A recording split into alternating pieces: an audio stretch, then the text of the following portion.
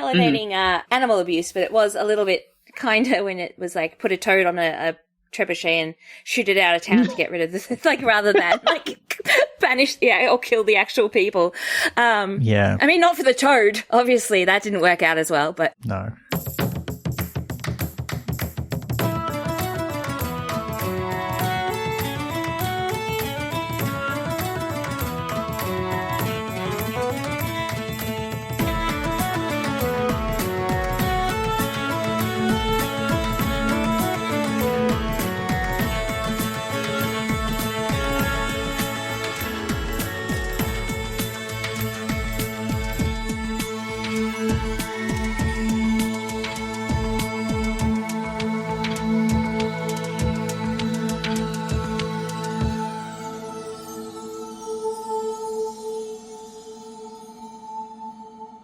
Hi, I'm Elizabeth Flux. I'm Ben McKenzie. Welcome to Pratchett, the monthly Terry Pratchett Book Club podcast. Each month, we discuss one of Terry Pratchett's books or short stories with a special guest. This month, we're reading The Folklore of Discworld, or the book that you can't actually read at a normal pace because you'll be looking everything up on the internet every 5 minutes. And our guest is storyteller and librarian Roslyn Quin. Welcome, Ros. Hi, thanks for inviting me. Thanks for coming along. It's great to have you on the show. Now, you're a storyteller from way back. That's how I met you. Mm-hmm. Have you got a long history with Terry Pratchett, one of the world's other great storytellers? I don't have a detailed history. It was like obviously the thing in high school. People were reading it. He's obviously a name that comes up anytime you mention folklore. It's usually a lot of people's like first introduction to any form of folklore outside of Disney. So yeah, it's really like, it's something that you kind of come across very frequently with storytelling. So yeah. When we say you're a storyteller, your form of storytelling is it's an oral tradition. Like that's most of the storytelling that you do. And it is really based in folklore and all of those traditional stories. How did you get into that? I started Toastmasters to become a better teacher in martial arts. So you can make the common connections yourself, right? Yeah, I really Perfect. What a great origin story. So I grew up watching Jim Henson's The Storyteller, and that introduced me to the world of folklore, along with, the usual neurodivergent obsession. You either kind of go Egyptian mythology, Greek mythology, you kind of get into one of those. It's in the rule book, apparently. Yes. So, flash forward to I'm trying to organize my thoughts when I'm teaching martial arts so that I don't try and tell students 10 things at once. So I start Toastmasters so I can structure my thoughts better. And the only other thing I can really think of to talk about, because I don't particularly like a lot of the normal topics of Toastmasters, I'm not a businessy person, and that's a bit of a stereotype of Toastmasters. I wouldn't, But anyway, most of them were like older business people. So rather than talking martial arts, I started telling stories, and for old folklore, and it just took off from there.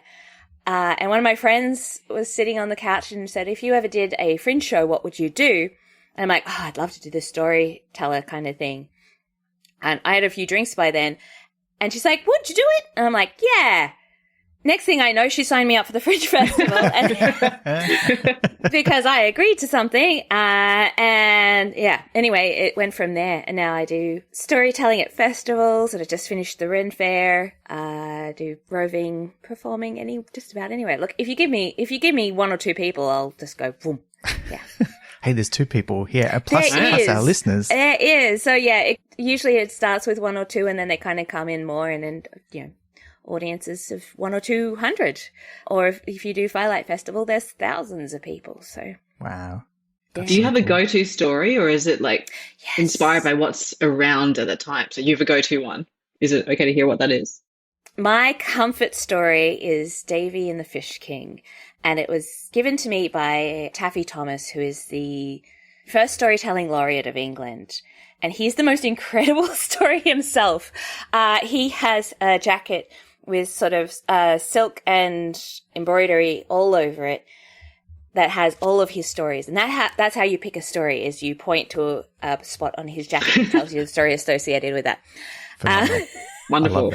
I met him, and the story he told was Davy and the Fish King, and I said I loved it, and he's like, it's yours now. I'm like, Awesome. So that's my comfort story. So I tend to start a lot of storytelling with that one because it connects me to all the previous, not all previous storytellers, but like previous storytellers in the world. It just feels like there's a legacy there. Yeah, wow. And is that a traditional story, or is that one that he put together himself? No, it was one, I think he mostly tells folklore, like historical tales as well. I kind of mix it up. Occasionally I'll make up stories, or like there's a place in Heathcote, which is a country town I stayed at, and there was a cave called Devil's Cave. And I was like, oh my God, I got to research what Devil's Cave is. There's no story. I asked everyone, and no one could tell me the story, so I made one up. Yeah. So, you do stuff like that, but I do like the old stories because it ties you to what was. And you put your own new spin on it and you pass it on down the line. And I've had really lovely instances where people come to me and they've put a new spin on a tale that I told, or it's just that kind of passing on and morphing and changing. Yeah. Yeah. And, and we see it with all forms of storytelling. We're always drawing inspiration from the stories around us and adding new things to make them relevant and resonate with a modern audience. It's a beautiful tradition that I love. Yeah. And you're so good at it. If you ever get a chance to see Ros perform, please do, listener. She's amazing. But what we've got here today is a book full of references to those kinds of stories, some of which are like fully formed stories. And then there's other kinds of folklore as well, like sort of myths and legends and explanations for things that aren't always a fully formed story in themselves, and traditions and games and things like that. But before we're getting ahead of ourselves, we should do what we always do, which is kick off our discussion of the book with a reading of the blurb. And Ros, you're a professional storyteller. Do you want to do the honors today? Sure. Most of us grow up having always known to touch wood or cross our fingers, and what happens when a princess kisses a frog or a boy pulls a sword from a stone. Yet sadly, some of these things are now beginning to be forgotten. Legends, myths, fairy tales. Our world is made up of stories we told ourselves about where we came from and how we got there. It is the same on Discworld, except that beings which on Earth are creatures of the imagination, like vampires, trolls, witches, and possibly gods, are real, alive, and in some cases kicking. In the Folklore of Discworld, Terry Pratchett teams up with leading British folklorist Jacqueline Simpson to take an irreverent yet illuminating look at the living myths and folklore that are reflected, celebrated, and affectionately libelled in the uniquely imaginative universe of Discworld. Yes. Wonderful. The blurb is I think it really sets the tone. like they and usually it's risky. do. Like, like the gods bit. I'm like, oh, you're really like tempting some controversy there. But yeah. Well, I mean, look, they mostly talk about, although it was interesting to see how many different saints turned up in the book, of course, because that all gets entwined into folklore as well in much the same way as it used to be little gods or fairies or other things. So we discussed on the show before the Science of Discworld books, which are a series of 4 books written by Terry Pratchett with 2 scientists, a mathematician and a biologist, I think. The other one, yes, a biologist, where they kind of use a new fictional story about the wizards of Unseen University interacting with a version of our world to explain various scientific phenomena, and then also go off on a tangent on their own, whatever nonsense they were talking about. If you want to know what we thought about those books, of success. Yeah, you can listen to our episodes about those. This is a similar kind of thing, but in a very different format. There's no new fiction in the Folklore of Discworld. There's no sort of framing narrative about why we're discussing this. It's just a book that says, here's a bunch of the folklore that happens on the disc in the books, and here are some of the parallels and similar stories that are on our world. It's an interesting one because it's such a greatest hits kind of, here's some fun bits from the Discworld stuff, which is great. Like, I don't know, Rosa, I don't know how many Discworld books you've read before. Was there a lot of new stuff just from the books for you in this one? A lot of new stuff from the books. I've read a few Terry Pratchett books over the time, as well as a few of his collaborative pieces. And it was amazing because, again, like I said, it was the cool thing to read, well, in my friend group anyway, when I was in high school.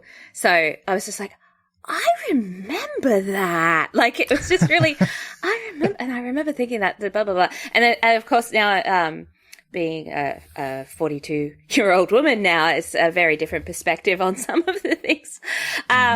So yeah, it's really lovely to kind of hear that, like, dredge things back from the memories. Yeah. Because it all just stays there, doesn't it? Like, just in some vault at the back. You just need, like, something cast a line in there. It's like, I'm pulling that out.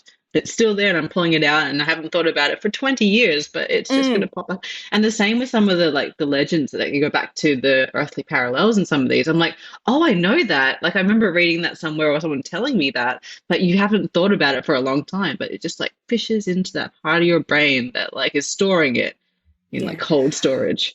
I really liked when, because most of the references he made to our folklore I knew, and it felt like I was sitting down with another folklore nerd, and I wanted to go, oh, yes, and this bit here. And then I was like, I don't know how they would have culled this down to fit into a one book, because I felt like we could have just sat there chatting if he was in the room. I could have just sat there chatting forever about, and then there's this really interesting thing over here, and I'm like, I'm sure, I don't know, there was some folklore about some shepherds that I didn't know, and I'm like, tell me more. Wait, you have a whole book and you're not in the room.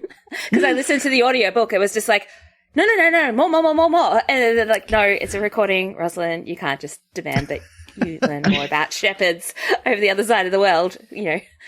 Yeah. But there is extra reading at the back, so, you know. There is. Yeah.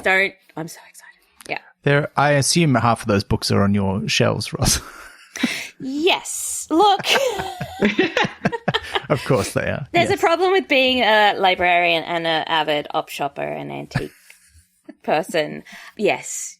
Yeah, because after books get withdrawn or damaged, they either turn into part of my art or they go on my shelf and use as references. So, though I think you can see an air frying cookbook in shops. So that's good. I also own a air fryer. Well, they're great. I mean, I also own one, and they're best. just so good. Can't talk enough about how good they are. I suspect future folklore will involve air fryers. It has to. It will have to. It'll have to. That's my next assignment, is write a story about air fryers. Just jumping in though, like the thing that I like is not in this book, but where something is so obvious and used everywhere that no one writes down what they're used for, and then a few hundred years later, everyone's like, "What the hell is this?" Like that, like what shape thing from Roman times, like knobs on it, like a ball. And it's for doing the thumb holes of gloves or something. Like a lady found out that you can like use it for knitting, but they're still not fully convinced that's definitely what it's for. But they found so many of them, so I'm just like, what of our things are they going to find and be like, what is that? Fidgets. Yes. Yeah. Or, I mean, but in our current era, like, you know, so many things that are a fad for like a season and then that's it. Nobody ever uses them again. Where even now, like, you know, you talk to like 15-year-olds and they're like, you had a what? You know, like. It's going to be so much worse though, because lots of our archives are digital and they get lost when things change over. So like we don't have written word in the same way that previous generations did. So we think we're recording more things, but actually we're recording more things in a very fragile way. So there's going to be a lot of knowledge lost when, you know, the whole thing crashes or we change to a new OS. And also within libraries, you've got weeding. Like a lot of people come into public libraries expecting them to be archival libraries, and they come in going, I want a copy of this book. I'm like, well, that's been borrowed 1,000 times and fell apart two years ago, and we haven't been able to get it again from the supplier, or no one's actually interested in reading that, so we had to get rid of it. Yeah. We've only got so much shelf space. And they're like, but I'm interested in reading it. Like, I totally understand that. Me too, but unfortunately. Yeah. Yeah. Well, one of the things that we can do is collect these things in print form and pass them on orally, as you do, Ros, as the audiobooks do now as well. Although that's also a form of digital recording, which may not last. We'll see how that goes. But put them on tape, which is still digital, but still like more salvageable in future, maybe. Well, maybe physical media certainly can be helpful, but then you still need the devices. Like that's a whole other, like video games, for example, whole business of curating and preserving those, which is quite difficult. And properly crediting too, because even within games, it's only recently everyone's been getting their proper credit, right? Yeah, that's right. Like if you look at games from maybe not 10 years ago, but 20 years ago or more, often you don't have a full credit list of everyone who worked on it.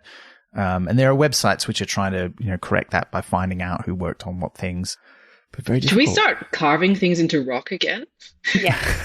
Well, they do seem to last, don't they? Yeah, like that receipt for the review for the guy who did a bad business thing. Oh, the from complaint. It's so good. I can't believe we got one of those in the State Library of Victoria. It's so good.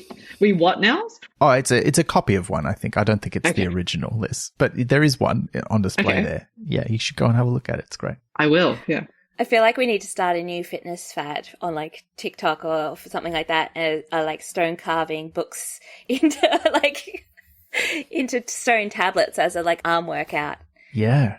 I feel like all those years of short form social media have conditioned us so that we can get something pithy into a small number of words, which would be a lot easier because those tablets are not very big. Like you can't put a novel on one, but you could put a really good tweet level pithy Ben, post of something. What you are pitching is a return to hieroglyphics. I'm cool with that. Yeah. They're cool. I would, yeah. It's a succinct way of one character. I mean, we keep adding new emojis. Let's go. That's not the same thing, to be clear, but there's a link there. Yeah, but we should have more than one Rosetta Stone for that. So. Yes, you'd need lots. Yeah, it's just the emojis and then the translations in several different languages. Look, we should talk about the actual content of the book a bit as well. I love this tangent that we've been on, though. This is great. But one of the things that's great about this book is just the introductions. There's one by both authors. And I think one thing actually to mention is I don't know much about how this book was written. So it was originally published in 2008. That was the first edition in hardcover. And then they did the revision for the paperback where they added in content from Unseen Academicals, which had been published in the meantime. And then there was a later edition that was updated in 2014 where they added 3 more books. So the final edition goes all the way up to Raising Steam and incorporates a little bit about goblins. We'll probably talk about that as we go through the content of the book.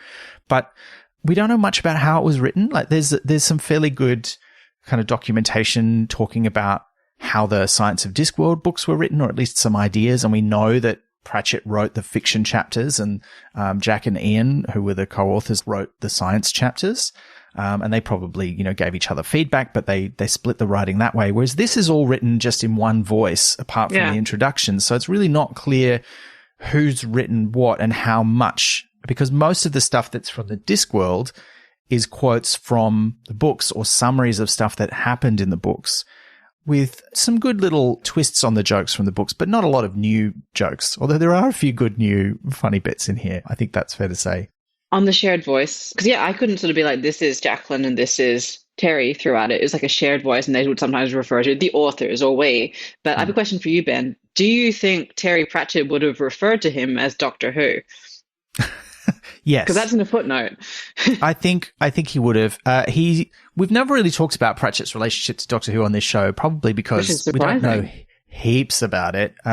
He was at least a little bit of a fan. I don't think he was a big fan, and he was quite scathing about the new show. He really didn't like the new sonic screwdriver and the way it was basically a magic wand that could do anything, which, the old one was sometimes too.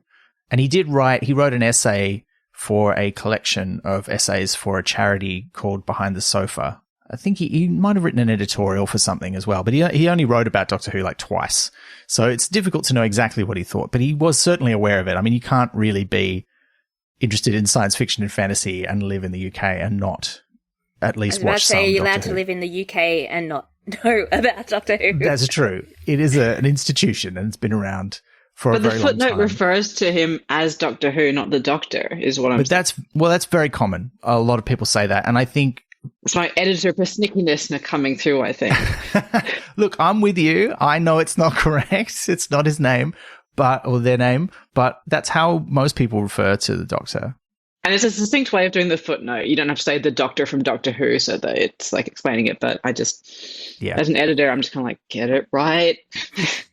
When I saw there was a footnote on that sentence, by the way, because it was about how banshees have 2 hearts, And then there was a footnote that said, nobody on Earth has two hearts except Doctor Who. And I was like, he's not on Earth that much. Anyway, but yeah, I'm not really sure about who wrote what or how it was written. And that's interesting because I think it feels to me like the voice is mostly Simpson's voice, but there are some fun bits in those introductions because they each write one of their own. And they kind of both, well, Pratchett does most of the telling of this, but he sort of tells the story of how they met, which sounds like folklore. It does. It was great. It would have been when he was writing Carpe Jugulum and he wanted to get the magpie rhyme, and he was wanting to find out what versions people knew and was very dismayed to find that most people knew the version that had been used as a theme song for a TV show in the UK until Jacqueline Simpson was in the queue and he asked her, how many versions do you know? And she's like, maybe 19. You're like, whoa, okay, this lady's the lady to talk to, which was great. And I love that in her version of as in her complimentary introduction, you hear about her experience in lining up to it. And there's this woman blustering in front of her who's talking about how, no, this is for my nephew. I wouldn't ever read a fiction book. Non-fiction's where it's at. And I'm just like, keep that in your mind. Like that. Yeah. It's free to stay silent. It's pretty rude, isn't it? I mean, whenever I got anything signed by, and I haven't had a lot of authors sign books actually, but Terry Pratchett was one of them. I had a lot of books signed by him when he came out to do Australian signing tours. And I'd always be like, yeah, this is for me. Like, I would own up to it. I mean, I was pretty young at the time, but still, it was exciting. You know, he's the guy who's written all these books. I'm so surprised by the idea that adults don't read fantasy or unless it's romantasy, which is like a big fad at the moment, but that's like, oh, that's for adults. I'm like, no, like some of them might be shelved in like junior or teen or young adult, but no, I like most of the people borrowing them are adults, and I despise the idea that any book is particularly age restricted. I mean, going down, I love picture books. Like I'm a picture book fiend. I love them. And yeah, the idea that, oh, do you have kids? I'm like, no, this is for me. Like, this is to add really to my collection. It's just, it's beautiful art and it makes me cry. Or, you know, I mean, it is technically for my job, but I enjoy reading them. Yeah. They're cute. I just find it so sad that people put false restrictions on themselves for their own reading. That in itself is sad, but then to just feel like that's something you have to then enforce on other people or let people know that you've enforced this on yourself for some sort of strange sense of, I guess, shame. I just don't understand it. And it is sad. Like, because there's so much out there, we should be able to enjoy what we want to enjoy with no qualms about it. There's a lot about that in folklore too. People are like, oh, you're a storyteller. Oh, so mostly kids. I'm like, well, no, a lot of my stories are adult or adult in nature because of the amount of blood or guts or other bodily fluids that are involved in like invoking things from the ground or murder or all sorts of things. And they're like, oh, because they've got like Disney in their head, not saying that Disney is also not enjoyable by everyone. I'm like, no, folklore is for everyone. And some of it is definitely not for kids. Although kids do love that stuff. Oh my God. In moderation. I should say it's not for the parents to watch their kids listen to, because I will have, and I've cleared it, like a kid will sneak in to something I'm telling adults and it's like a little, not horrifying, but like a little bit gory, and the kids are like, oh my God, and you can just see it on their faces. They're so on board. And like I was a young horror fan as well. Like I totally get it. And the parents are just like watching for the trauma to hit their child.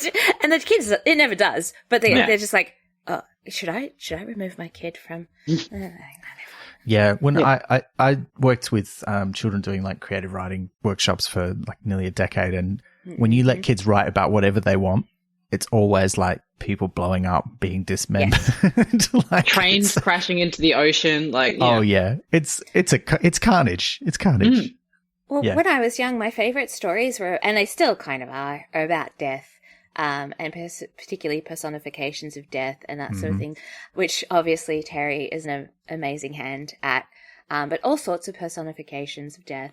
it just puts the world into like a story that is understandable for children, and adults, but it's how they understand things. Like if you write a story about trains going off the rails and things blowing up, that's a kid kind of processing in a way, or like, you know, explaining the world to themselves. I just found out this kind of thing really happens. Oh my God, what is that like? Yeah, exactly.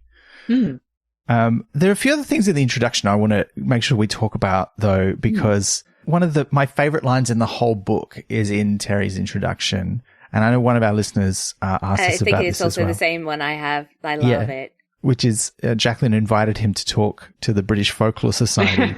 And he says, I probably upset a few people by saying that I think of folklore in much the same way as a carpenter thinks about trees. Which I think, I mean, but it's such a good sort of summation in one sentence of his process, because when you look at what he does in Discworld, he does so much of, particularly the earlier ones, but even in the later books, he's still drawing on all these kinds of influences and just pushing them to the sort of final conclusion. Like, well, if we accept this kind of story is true, where would that go? Like, what was the end result of that? And it's just, it's great. I love that quote, and I love the idea of the Folklore Society being absolutely horrified. Yeah. I almost think it's more like sculpting than carpentry, but I totally get his idea, and I love that he shocked people by saying that. Because there are, and I've spoken at a few folklore societies who are into the research and the preservation, and there's definitely a place for that. And there are some stories and some cultures I do not touch because it is culturally important that they stay as they are, or that they are told by certain people. But I also go ham with other stuff, and because it's important that, like, stories have changed over time forever and a day. Like the Grimms changed it, Disney changed it, everyone changes everything. So you need to be able to play with, the stories. It's just part of being human. Yeah. And particularly with oral storytelling, nobody's writing it down and making sure that, you've got it, but you've got to say these words. There are specific stories where a particular string of words or a particular phrase is going to be very important. But everyone's putting their own little spin on it. Even those anyway. change. And so someone was sad. What was I talking about? I said, I think Terry's really brave about, I don't think I could ever write down any of my stories because I change them constantly. And even committing to a written form is so huge to me. And I'm like, well, it's such an amazing way of sharing stories, obviously. But yeah, like that's nailing down one version. Yeah. And that's the whole kind of discipline of writing, is finding the right version to lay down. And it's a different discipline to oral storytelling. And it's, but they're both, I mean, I think you can't really have one without the other in some ways, but they are very different approaches to storytelling, just as other mediums are very different as well. And I mean, also you just don't tell a story quite as long if you've got to say it out loud, right? Like, I don't think anyone sat around the campfire and told the equivalent of a 500-page novel, Not all in one sitting, certainly. No. I mean, Scheherazade, I suppose. Like, and that was a survival tactic too, though. I like that. Really spinning that out. Look, it worked for her, so... Yeah, well, it's like when we talk about Dickens and Victor Hugo and all those folks writing around the turn of the century and in the 19th century where That's because they were getting paid well, though. Yeah, but they were being paid by like installment or by word. And so it's like, well, then this book is going to be 300 parts long because that's how I'm going to get paid for the next 2 years. The history of this thing and Yeah. So quite a different style. So these things, all styles of storytelling change. But I think folklore is interesting because we often, and I think this is where we kind of segueing nicely into Jacqueline's introduction and where she talks about what folklore is and where it comes from. And she sort of makes that point that, people think you have to go and find like the oldest wise woman in the village and talk to her, and that's the true folklore and that's where it comes from. But that's not really how it works, right? It's the lore of the folk. It's the things that everyone knows. Or as Terry Pratchett says, one thing that he's learned is that not everybody knows the things that everybody knows, which I thought was pretty funny. But it is, and that's, it's quite local. It moves around. It changes over time. It's great. You see little bits of it popping up all the time. Yes, and there's always people adding new stuff. It's just natural. I probably owe an apology to some of my primary school fellows, because even when I was young, I would make up stories to scare my fellow children, particularly the younger preppies. I'm so sorry, guys.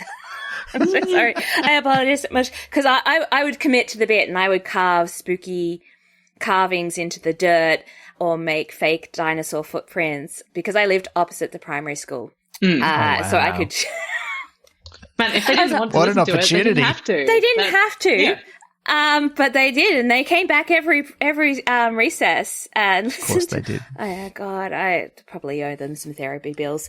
But it's very natural for children to make up stories and make up this mythology and combine little bits of stories that they've heard from adults and turn it into their new thing and whatever's going to frighten their younger siblings. It's how humans work.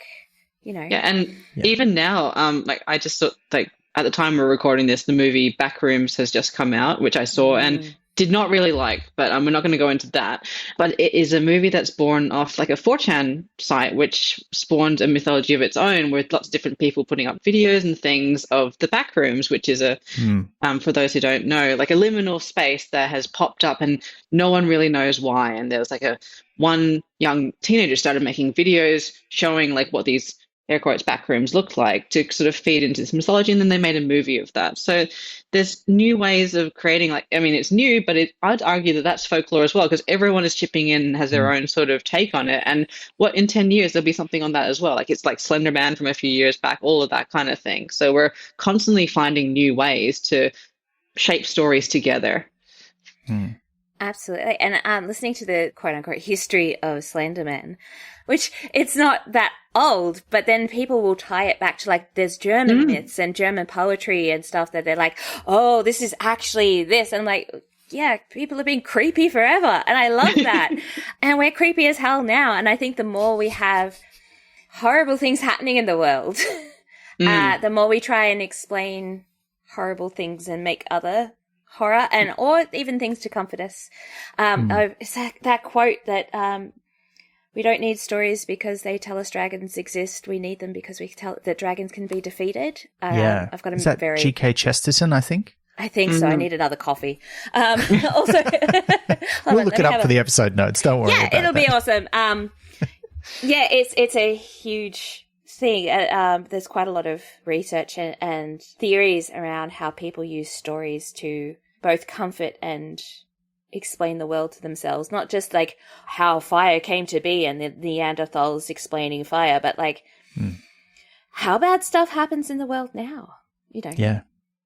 Yeah, and so it's very local. I think that's one of the things that struck me reading this book is how, you were saying that when you were reading it, there were examples that were similar that you're like, why don't you talk about this one? Why don't you talk about this one? And what struck me is there's all these local versions of these stories that are quite similar, and you probably can't trace them all back to a single origin. There's hundreds, and I completely understand, but it's just the way it's the way it's written made me feel like I was sitting down with a fellow enthusiast, and I just vibed. Yeah. But I think it's interesting that a lot of those modern ones, like the Slender Man, for example, you can find the origin for that because it did start somewhere on the internet and then spread from there. And there are other similar things that started, like the game of Werewolf. We know where that began. That game began as a game called Mafia in the psychology classroom of a Russian professor. We know where that originated. And we can sometimes trace those things back for modern stories. Not always, though. And also sometimes it's a bit of a mystery. One of my favorite ones, which I have researched for this podcast, is the phrase, I'm not here to fuck spiders, and the story of where that comes from, because nobody's really sure. And and it's a thing where people are like, is that a real Australian phrase or is it something that somebody made up? And I'm like, well, even if it was a real Australian phrase, somebody did make it up. But also I think from my own research, there's a lot of folk etymologies of it that clearly are not correct. Tell us the research now while we're talking about it, because I don't know if we'll come back to it. Sure. Well, one big theory was that it came from a book written about the Vietnam War and Australian soldiers' experience there called I think it's called The Lone Angry Shot or The One Angry Shot. I've forgotten the exact title. I'll put a link to my previous research about this in our episode notes. Because one of the things the board soldiers did in between getting shot at was, they had a pet like tarantula and they would get it to fight like a scorpion and they would bet on who would win. There was a bit where supposedly that's where it came from, but I read the book and I went back and watched the film of the book and they do not say anything even remotely resembling that phrase in either of them. And you can't find it. There's no reference to it on the internet either before about 2005, I think is as far back as it goes. And I think my theory is, I think it was invented by a comedian as an example of the outrageous Australian slang, or they had heard it from somewhere and it's not clear which, but it seems to have gotten popularity when a comedian mentioned it in a show at the Adelaide Fringe in about 2005 or the early 2000s. And then it spread from there. But it has been accepted as a real thing. And I think it's a useful phrase. Like we all kind of know what it means, right? It means I'm here to do the serious business. I'm not here to mess about and do something stupid, right? In a similar but different way to I'm not here for a haircut, which is like, I'm here to do the thing that this place is obvious for. I've never heard that either. And I feel like a haircut is a serious like commitment to. Well, no, I'm not here for a haircut is different. So you say I'm not here for a haircut. If you show up to a car dealership and they go, do you want to buy a car? You say, I'm not here for a haircut, which means like, I'm not here for some other reason. Like I'm here for the obvious reason. Why are you asking me this stupid question? And I'm not here to fuck spiders is kind of like a more extreme version of that where it's like, I'm here to do something serious. I'm not here to mess around. So if someone were to say to you, like, are you thinking of buying a car today? You'd be like, well, I'm not here to fuck spiders. You mean like, I'm here to do the thing, right? So it's kind of, and it's got a bit of a different context to it, but it's just it just feels good. And I think there's also an element of this, and this book is very British. Right. They do go in, and that's obvious. Like Terry Pratchett's a British author. A huge amount of his influence is British folklore. And I don't know what the Magpie song is. If he'd asked me that in the line, I'd be like, I know 0 versions of this, and I guess I'll leave in shame. You would have like started to do like the Call of the Magpie, right? The actual song that the magpies sing themselves. No, I would have melted into a puddle and ceased to exist. I don't know that he would have asked it in Australia because it's not very well known here. But also, our magpies are very different to their magpies. So yeah, passerines, not corvids. Yeah, they're great though. We love them. I love it. Yeah, but yeah, so I think there's those modern bits of folklore, and we don't. This book doesn't really touch on that, so we kind of gone on this tangent here. But I think this is important to say, like, it's still alive, it's living, it's alive. And Pratchett's version of stories, I think, is influencing the way people think about the stories that they've heard as well. And I picked up a lot of folklore from playing role-playing games because so many of them are based on versions of traditional stuff. Like I learned a lot about fairy folklore from playing Changeling the Dreaming, and Changeling the Dreaming. It's so good, right? But and it remixes all of that stuff, but it also is quite true to a lot of the original folklore as well. So it's, you pick it up through all kinds of avenues. But let's get into the specific folklore that we talk about in here. We probably won't go chapter by chapter, listener, because there's so much to talk about. We couldn't possibly say a lot about every one, but it is divided up into sort of thematic chapters, which kind of discuss like a specific group of stories on the disc. So it starts out with things like gods and demons and things is the name of the title. Like a classic Discworld novel. It starts off with the turtle and the elephant turtle. And the disc. I'm so sorry. I feel like this was a more interesting way to do it though. So maybe if they could all start like this with the deep dive into the different origins, I get to that too. But yeah. Yeah. I did think that they took a few potshots at mathematicians at the start there where they're like, what do you mean by infinity? And it's like, if you're very unlucky, they'll start to explain to you how there's different kinds of infinity. And I'm like, I have friends who can explain that. That's fine. It's very interesting. Look, I have friends who have tried to explain stuff like that to me, and I try and I really vibe with their enthusiasm, but so when I read that, I was like, oh, I know that conversation. Yeah, I never follow that. You're correct. Yeah, fair enough. That's fair. But this is the part that's like, okay, let's talk about the gods and the cosmology of the Discworld and how that relates to folklore. And of course, there's a fair bit in here about the various stories that influenced the very nature of the Discworld itself. The idea of a flat disc on the back of elephants on the back of a turtle, something which is also discussed in the Science of Discworld books, actually. I've purged that from my memory. I'm sorry, I can't remember the Science of Discworld. That's okay. We're not here to talk about those. We're not here to fuck spiders. No, that's right. That's right. So, yeah, Ros, in your storytelling, yours is mostly kind of folk stories that are a bit more modern than this, but do you truck with those sort of older legends and myths about like the origin of the world, that kind of thing? Oh, absolutely. One of my favorites to tell is one of the stories of the Kaliak, dredging up mud, which is a different one. There's quite a few Kaliaks. So there's, I think only one is mentioned in here. Yes. But there's quite a few. And one of the ones of the creation of the world is the sisters turning the wheel to dredge up the mud from the bottom of the ocean and then putting it in buckets and going off and dropping chunks of earth into the ocean and making land. And that's a particularly Scottish one. Yes, because then she goes up to the top of Ben Neveer and sits and, rules over winter and blah, blah, blah, blah, blah. That's one of my favorite stories, particularly because I like stomping along and dropping the earth down. Because you can't tell a story sitting still. You just cannot. No. You have to. And people try and take photos of me when I'm doing it, and every single one of them, my face is contorted or my arms are up like It's motion blur. Yeah. Someone sent me one and I've got my arms up and like, oh, I'm being an evil chicken in that photo. I know exactly what story I am. I'm telling. I'm not actually an evil chicken. I'm a girl dipped in blood, covered in feathers, pretending to be an evil chicken. Aren't we all? Aren't we all? In our souls. Isn't that what we all are? Yeah. But yeah, that's what I love, stories about the origins of the worlds. The older the story, the more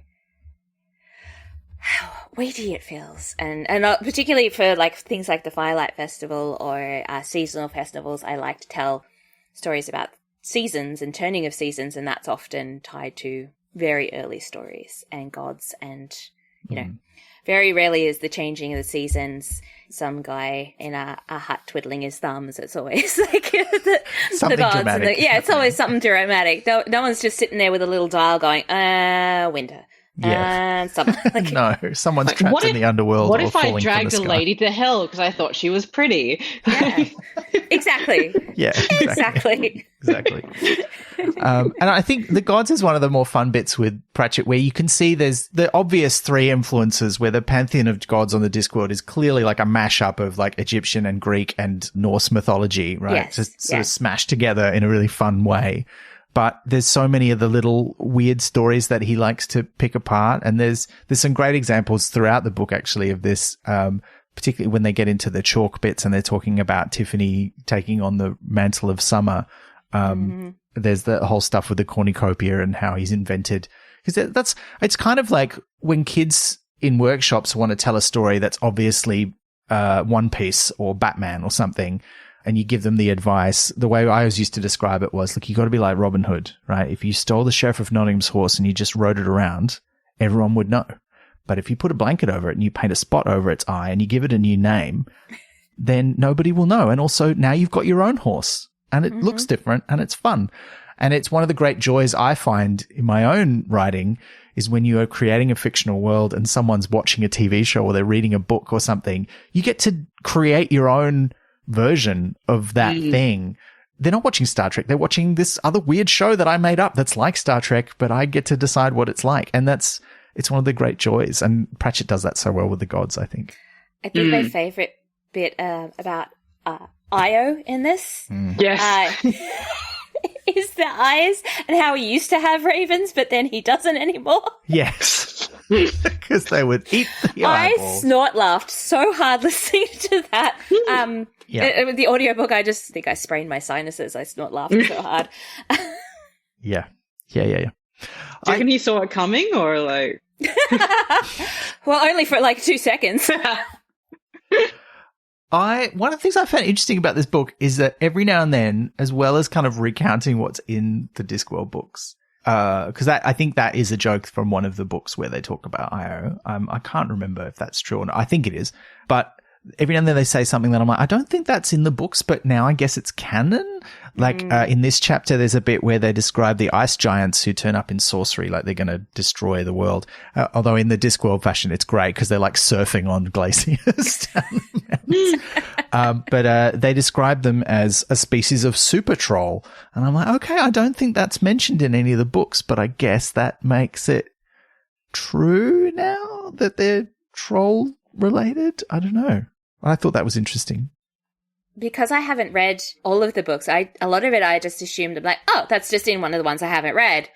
Here we go. But yeah, it's super interesting to hear that there's extra tidbits. I think there's only a few bits like that. And it's more sort of like reflection on what it means and connections that maybe, because he very rarely refers directly to other books when writing a new one. There'll be similar jokes, but he'll usually recycle it and like write a new version of the joke rather than referring to what's happened before, with some exceptions where, you know, elements of the plot are important or at least relevant.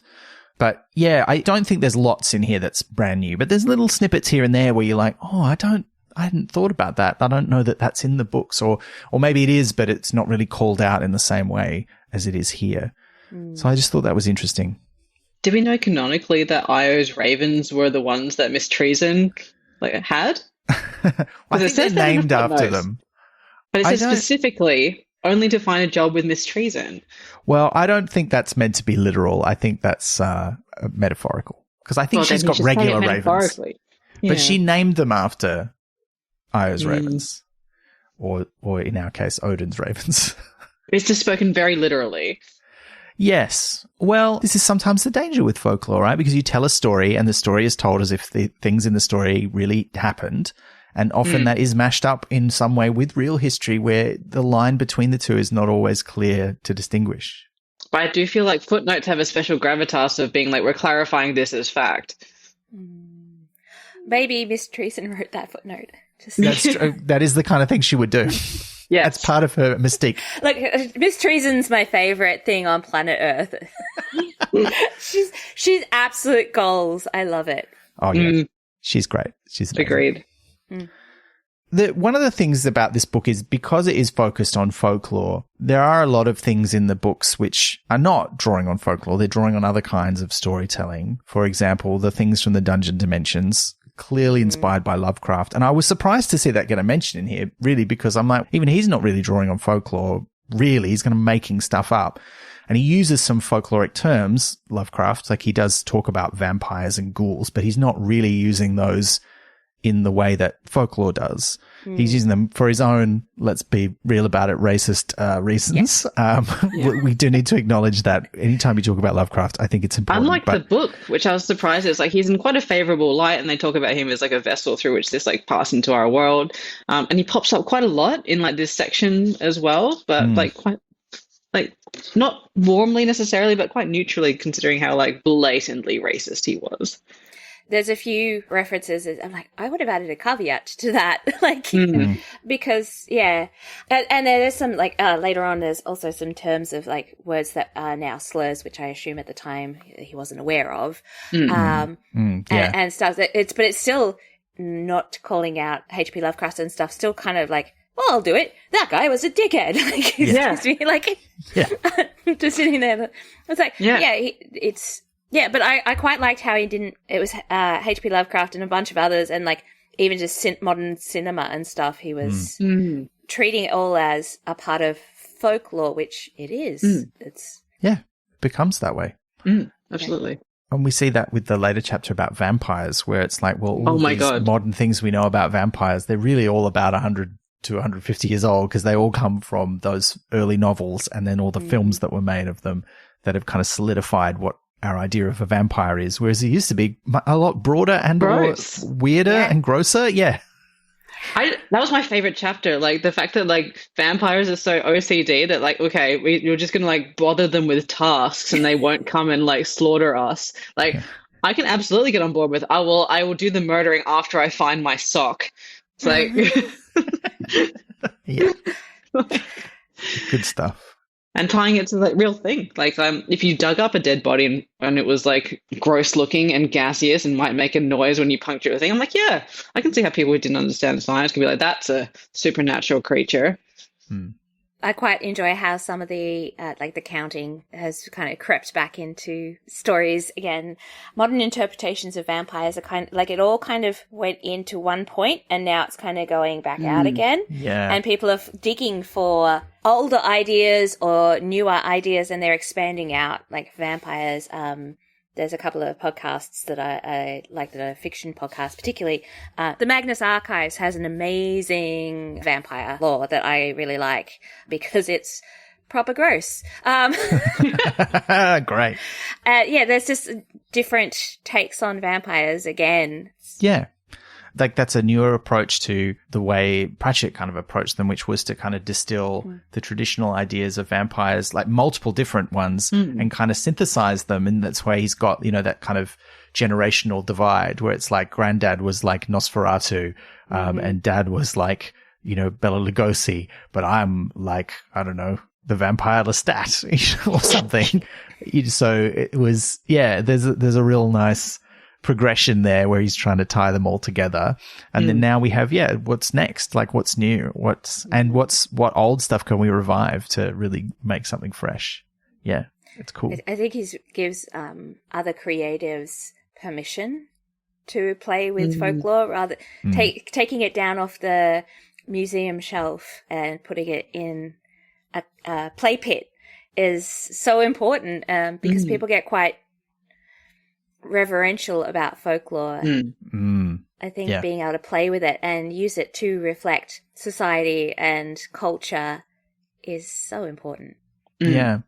And that's something I think reading this book, like there were some of them that I knew and some that I didn't, but there's a repeating sort of theme that occurs in the book where Jacqueline Simpson sort of talks about how this is how we all think of this and we think this is like an ancient myth, but actually one person wrote a book in 1960 where they said this was the case and there was not really any good historical reason to say that. But now that's what everyone thinks. So that's what the folklore is now. And you're like, yeah, that's kind of, you know, I was saying before that you can't always trace these things back to an origin, but sometimes even with pre-internet folklore, you can. Like someone came up with a crazy scheme and everyone loved it and went, yeah.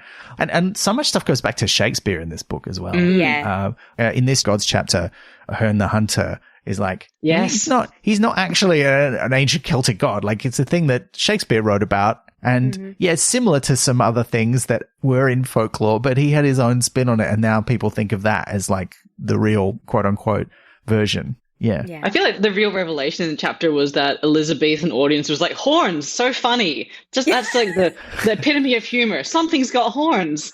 And so you just write that in. It's kind of like when Steve Martin was the first guy on TV to have an arrow through his head and everyone thought that was hilarious. And now if you do it, you're like, oh, we've seen that 100 times. But back in Elizabethan times, no one had put antlers on their head before.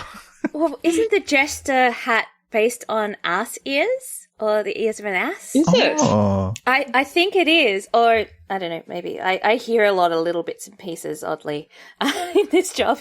Everything is hearsay. But, yeah, apparently the donkey ears was, like, the height of hilarious. Or almost like maybe like a scapegoaty kind of thing. I don't know. Jesters are so interesting.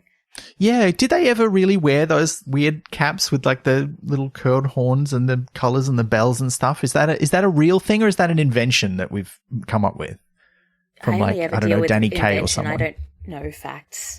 Yeah, fair if enough. they're trying to be donkeys, is that like where the phrase "making an ass of yourself" is from, or is it just because we're mean about donkeys? Could have been. Why not both? Yeah, exactly. Yeah. That's bringing up gestures. One thing I think Terry uses really well is the jester's privilege of like, I'm using humor, and he does it so well that you're like, oh, this is so, like, you're calling out society or pointing something out amazing about society, but because it's on Discworld and hilarious, it's.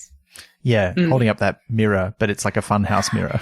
Yeah, Which exaggerates the bit that we want to comment on. And you're like, oh yeah, I can't really not notice how awful this is because that bit is really big and in my face as part of this joke.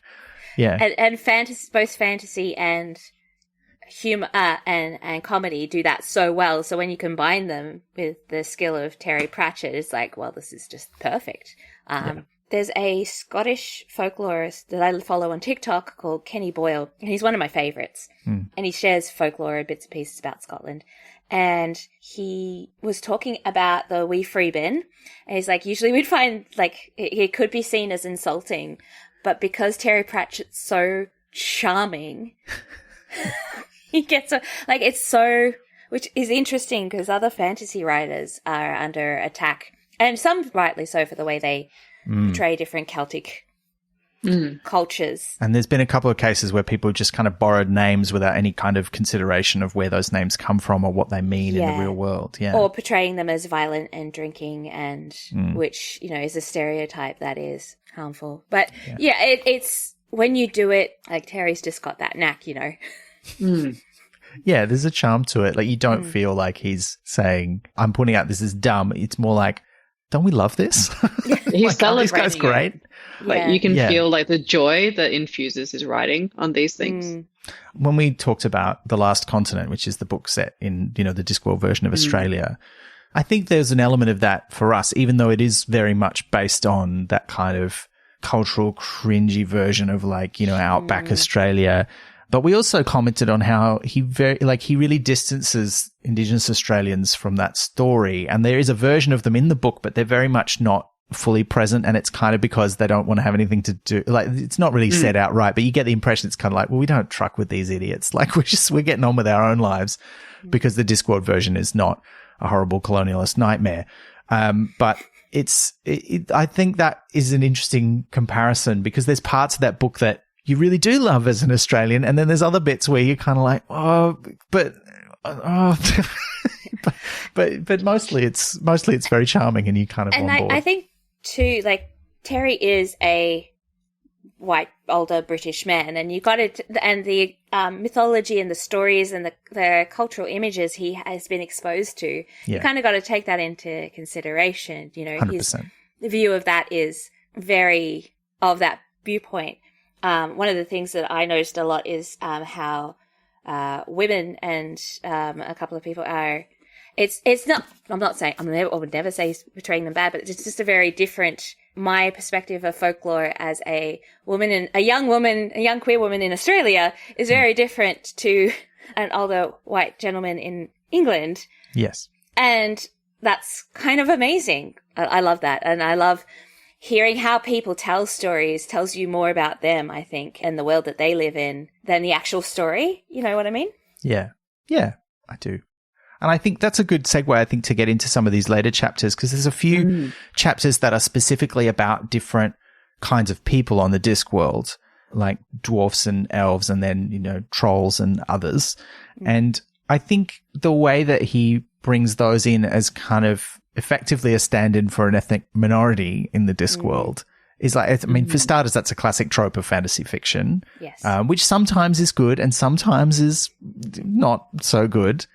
But the way, I think, particularly with dwarfs, that he really kind of embraces these multiple different kind of folkloric traditions of dwarfs and tries to, again, sort of mash them together. So you've got a bit of Disney dwarfs, a bit of Scandinavian dwarfs, and a bit of whatever else, kind of a lot of Dungeons and Dragons dwarfs, let's be honest. But it's a really interesting mashup. And I think this chapter had some interesting things to say about that. Were there any things from these chapters about the different peoples of the Discworld that really resonated with you? The trolls, and it's probably not because of folklore, but talking about the silica and the trolls and stuff was really interesting. Really struck me as kind of making them a bit more real. Yeah. I really like when things tie in to not necessarily science as such, but science. Having that element of plausibility. Yeah. And even if it's the most outlandish stuff, when you can kind of ground it a little bit in reality, it makes it, Yeah, it gives it a bit of extra spice. I hadn't realized there was so many like Icelandic troll stories and legends. So I really like that sort of tying, because like a lot of them, they nod to connections to stories and things. But this one, I feel like it delved into quite a few different ones. Like I feel like there's a really rich tradition there. So as a chapter that like looks into folklore in our world, I really like that particularly. It doesn't even mention Moomin trolls. How dare they? I was my partner's Finnish, so I was very like outraged on behalf of Finland, who only gets like one mention in the whole book, but you know that's enough to send them to the market square, so that's fine. Any Finnish people listening know what I'm talking about. One of the most upsetting sections I think I found in the book was in the section of elves where they talked about changelings and how they have gone back through the descriptions of changeling children and matched them to childhood diseases to show like some of the harmful, like why folklore was sometimes used like to cope with things, but also how harmful believing some of those things could be. So I thought that was very well done and interesting and upsetting all in a very succinct way. Absolutely. There's so many horrible justifications of child abuse in folklore for neurodiverse or disabled children. Yeah, and I'm glad they acknowledged that. I mean, it's much easier when, like, not validating animal abuse, but it was a little bit kinder when it was like put a toad on a trebuchet and shoot it out of town to get rid of the, like, rather than like banish, or kill the actual people. I mean, not for the toad, obviously, that didn't work out as well, but no. Depending where it landed, no, it wouldn't have ended well no matter what if you're getting shot out of a trebuchet. Probably got, eaten by a passing pelican or something. Well, that's it. Like, it's like when I caught some mice in my house and I took them down to the creek to let them free. And as soon as I let them free, a bat swooped down and ate them. So, I'm sure Circle of Life starts playing. I literally was like, yep, all right. Cue Elton John, off you go. Yeah. Well, it was a great day for those birds. They're like, free meal. Yeah. Hand delivered. And fed on the finest gluten-free pantry goods. Like, it's organic. Living high on the hog there. It is a pretty clear-eyed view. I think most of the time in the book, she does a great job of like identifying, look, here's the folk story, but that's not good. It's not, just because it's folklore doesn't mean it's all nice or healthy or even not harmful. Like, there can be, it's a medium for communicating ideas, and those ideas can be harmful, bad ideas. That's on the storyteller to figure that out. But it's also about what was the cultural norm of the time. And I remember when I first learned about the concept of cultural relativity, like when you have an understanding that cultures are different in different places and different times. And particularly when we're talking about over time and you look at what people's lives were like hundreds or thousands of years ago, it's difficult to apply all of the same standards to those people, even though it would have been horrible for the people involved. And it's good that we've changed and now we judge things by a different yardstick, and we see that happen over our own lifetimes. It's why you get some cranky old comedians complaining they can't make jokes like they used to anymore. And you're like, yeah, good. Move with the times, you dickhead. Because we now know that that's not okay and you should be good with updating your material. So it's kind of like that, but on a much bigger scale. And folklore kind of does expose us to that a bit, which is good. I think it's good to look at and understand how our culture has changed over time, and different cultures have had different ideas as well. I quite like particularly with the elves that he combines a whole bunch. Like, there's so many stories about the elves and fairies and, the good folk. And he's combined them with little nods to like the Victorian little pixie sprites, tiny little happy things, and all into one world. And I wish that I could see what his take on the new romantasy elves would be, and if that would have bled through to the Discworld, because I would love to see what happened on Discworld with these things, Yeah, because you kind of get to see his take on, like we were saying, with the vampires, yeah. And I think the elf version would have been very interesting. And I think that's also a point in the book where it talks about, I don't think they explicitly say this, but, there's that idea that a lot of elf stories could be inspired by things like sleep paralysis and seeing like, the nighttime demon where you can't move. And then as time marches on, people's idea of, or how they interpret those kinds of experiences changes. And so what used to be stories of, they've been taken away by the fairies became, they've been abducted by aliens. And I think there's a very clear parallel for that in the way that he describes what the elves naturally look like, where they kind of look a bit like that kind of classic grey alien kind of shape. Area 51 alien. Yeah, except a bit more insectoid because they've got that kind of weird hive mind sort of thing going on, which it's very, some of the stuff is a bit more subtle and they don't just come out and say it. It's kind of implied, which I really liked as well. Yeah, absolutely. Yeah. Now, I've got to ask you a question because I wanted to read the most recent edition of the book that has stuff in it about snuff and raising steam and one of the other books published after Unseen Academicals. And I thought I had that version because I read the ebook version, but it's not. They updated the cover and not the contents. So I only have the version that goes up to Unseen Academicals. So I'm interested, and I think it would probably be in chapter 6, what the book has to say about goblins who really kind of mostly show up in snuff and raising steam. It's quite a long section compared to some others. I didn't find it had there's one bit that, again, my editor brain was like a bit of a leap because it sort of says goblins it starts with goblin. It's not a nice name, not a name one would wish to hear applied to oneself. And that is true, but it's retroactively, goblin, the word in and of itself, it doesn't go into a word origin saying why the word goblin is it's bad. It's because we've imbued the word goblin with all sorts of horrible things subsequent to the word being coined. So I found that thread through it a little bit irritating because any word can become an awful pejorative word if you attach meaning to it.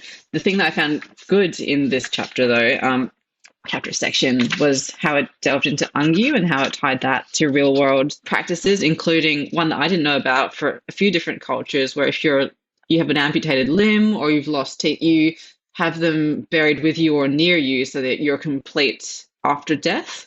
So I thought that was a really interesting connection. Yeah, I don't know. I mean, I get that goblins, they're using the word as if then they make the example of Pommy and Pikey and Yankee and Yank, blah blah blah. Don't know. But I did like the being buried. Although, as someone who has had many surgeries, I'm that's gone. You don't need that anymore. Can't be a goblin. Sorry. I do call my cat a goblin many times and a gremlin. So. Yeah, and we talk about goblin mode all the time. Goblin. Yeah, and I find that good. Yeah. I do like how goblin and goblin core and stuff has become a positive thing.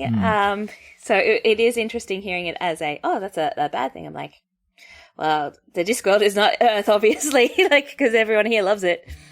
Well, anything can become a slur if you imbue it with. Oh, absolutely, yeah. Meaning. So that's just, I just felt like that as a point was kind of a bit flimsy. But I mean, they're using it as a way to feed into the goblin names, how people within Discworld the logic holds.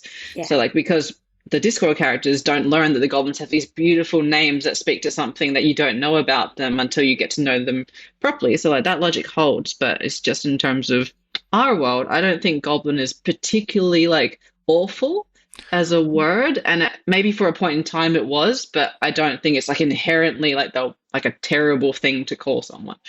Well, I mean, this is why I was interested what the book had to say about it, because the goblins in the novels, to me, feel like they're really drawing more on the tradition of modern fantasy writing than any kind of folklore, because goblins as a thing, and they're not a specific thing in any, there's all these different specific creatures that they kind of are an amalgamation of, but really they come in their modern form, they're probably mostly inspired by Tolkien.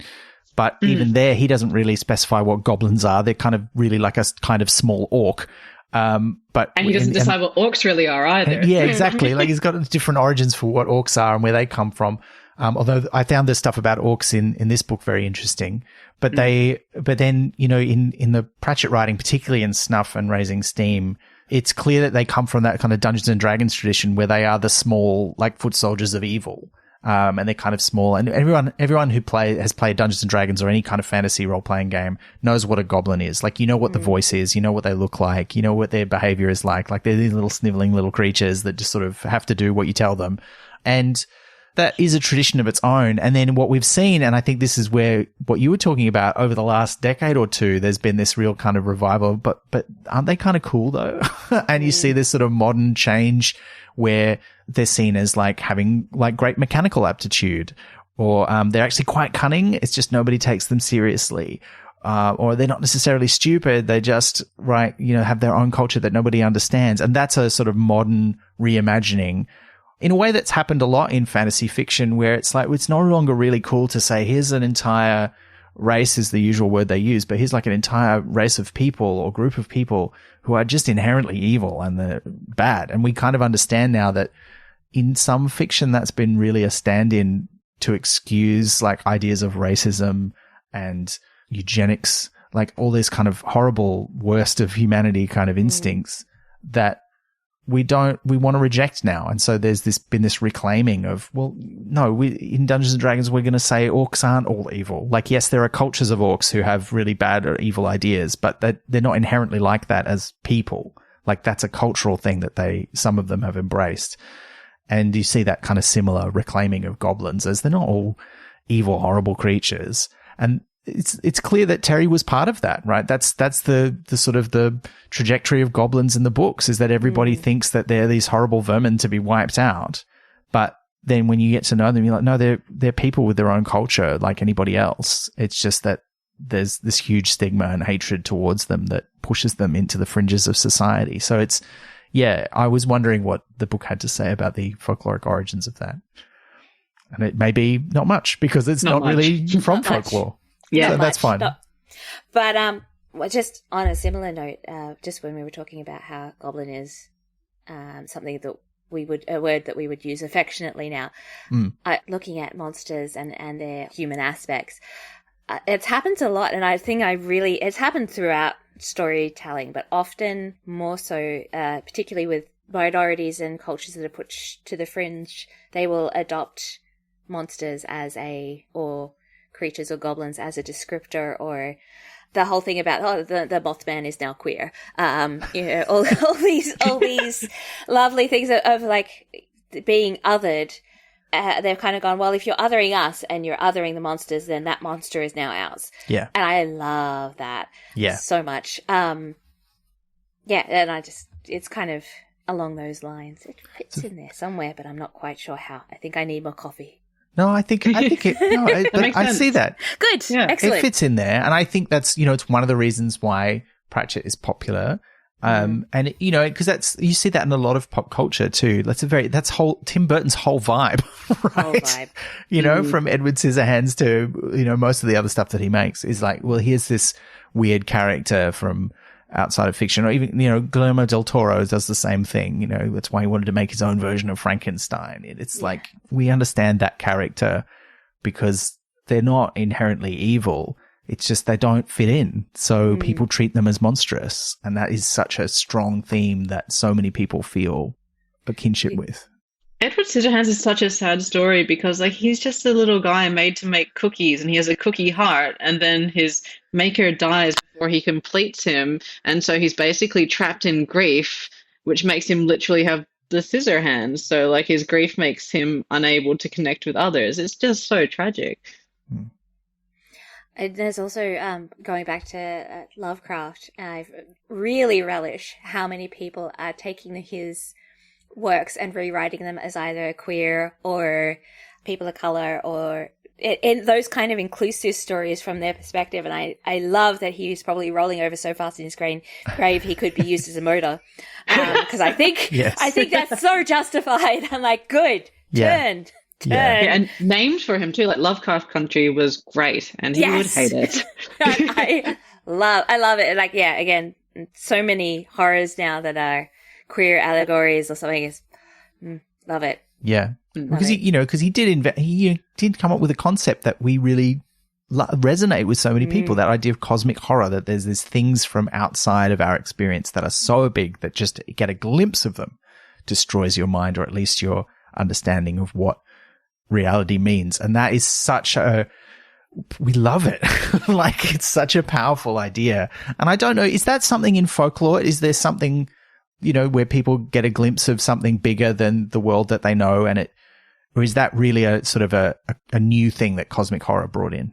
I don't know if it is on a cosmic scale. There are things so frightening that you lose your mind. Yeah. But like universal cosmic scale was not a thing back then. Like it was the forest that was an inherent danger to your hearth and home. That was, or the immediate danger. Like even planning for future was not always a thing. It was like the survival of now. Yeah. And the protection of now and the immediate town, rather than this thing comes from other worlds. Like most people hadn't even seen the town over, let alone another country or another world. Yeah. And of course there was other worlds and like fairy realms and other kind of that sort of thing, but not in that way. Yeah. And that's like an evolution of those stories. Like we need somewhere for creatures to come from, and in the modern world, and that's why you see the sort of stories about aliens really coming out around the, in the 40s and 50s onwards, because at that point there were planes and people had seen pictures of the whole world, and there was this idea that, well, there's not really any places on Earth left where these creatures could come monsters from. And they're like, no, what was it? Here be monsters and here be no monsters. I think it was in the book. Yeah, there's something about it in the book. Something like, which again, now that we've kind of realized how deep the ocean goes, people are now again like, okay, here be monsters. Or like space is like, here be monsters. And it's like, well, yeah.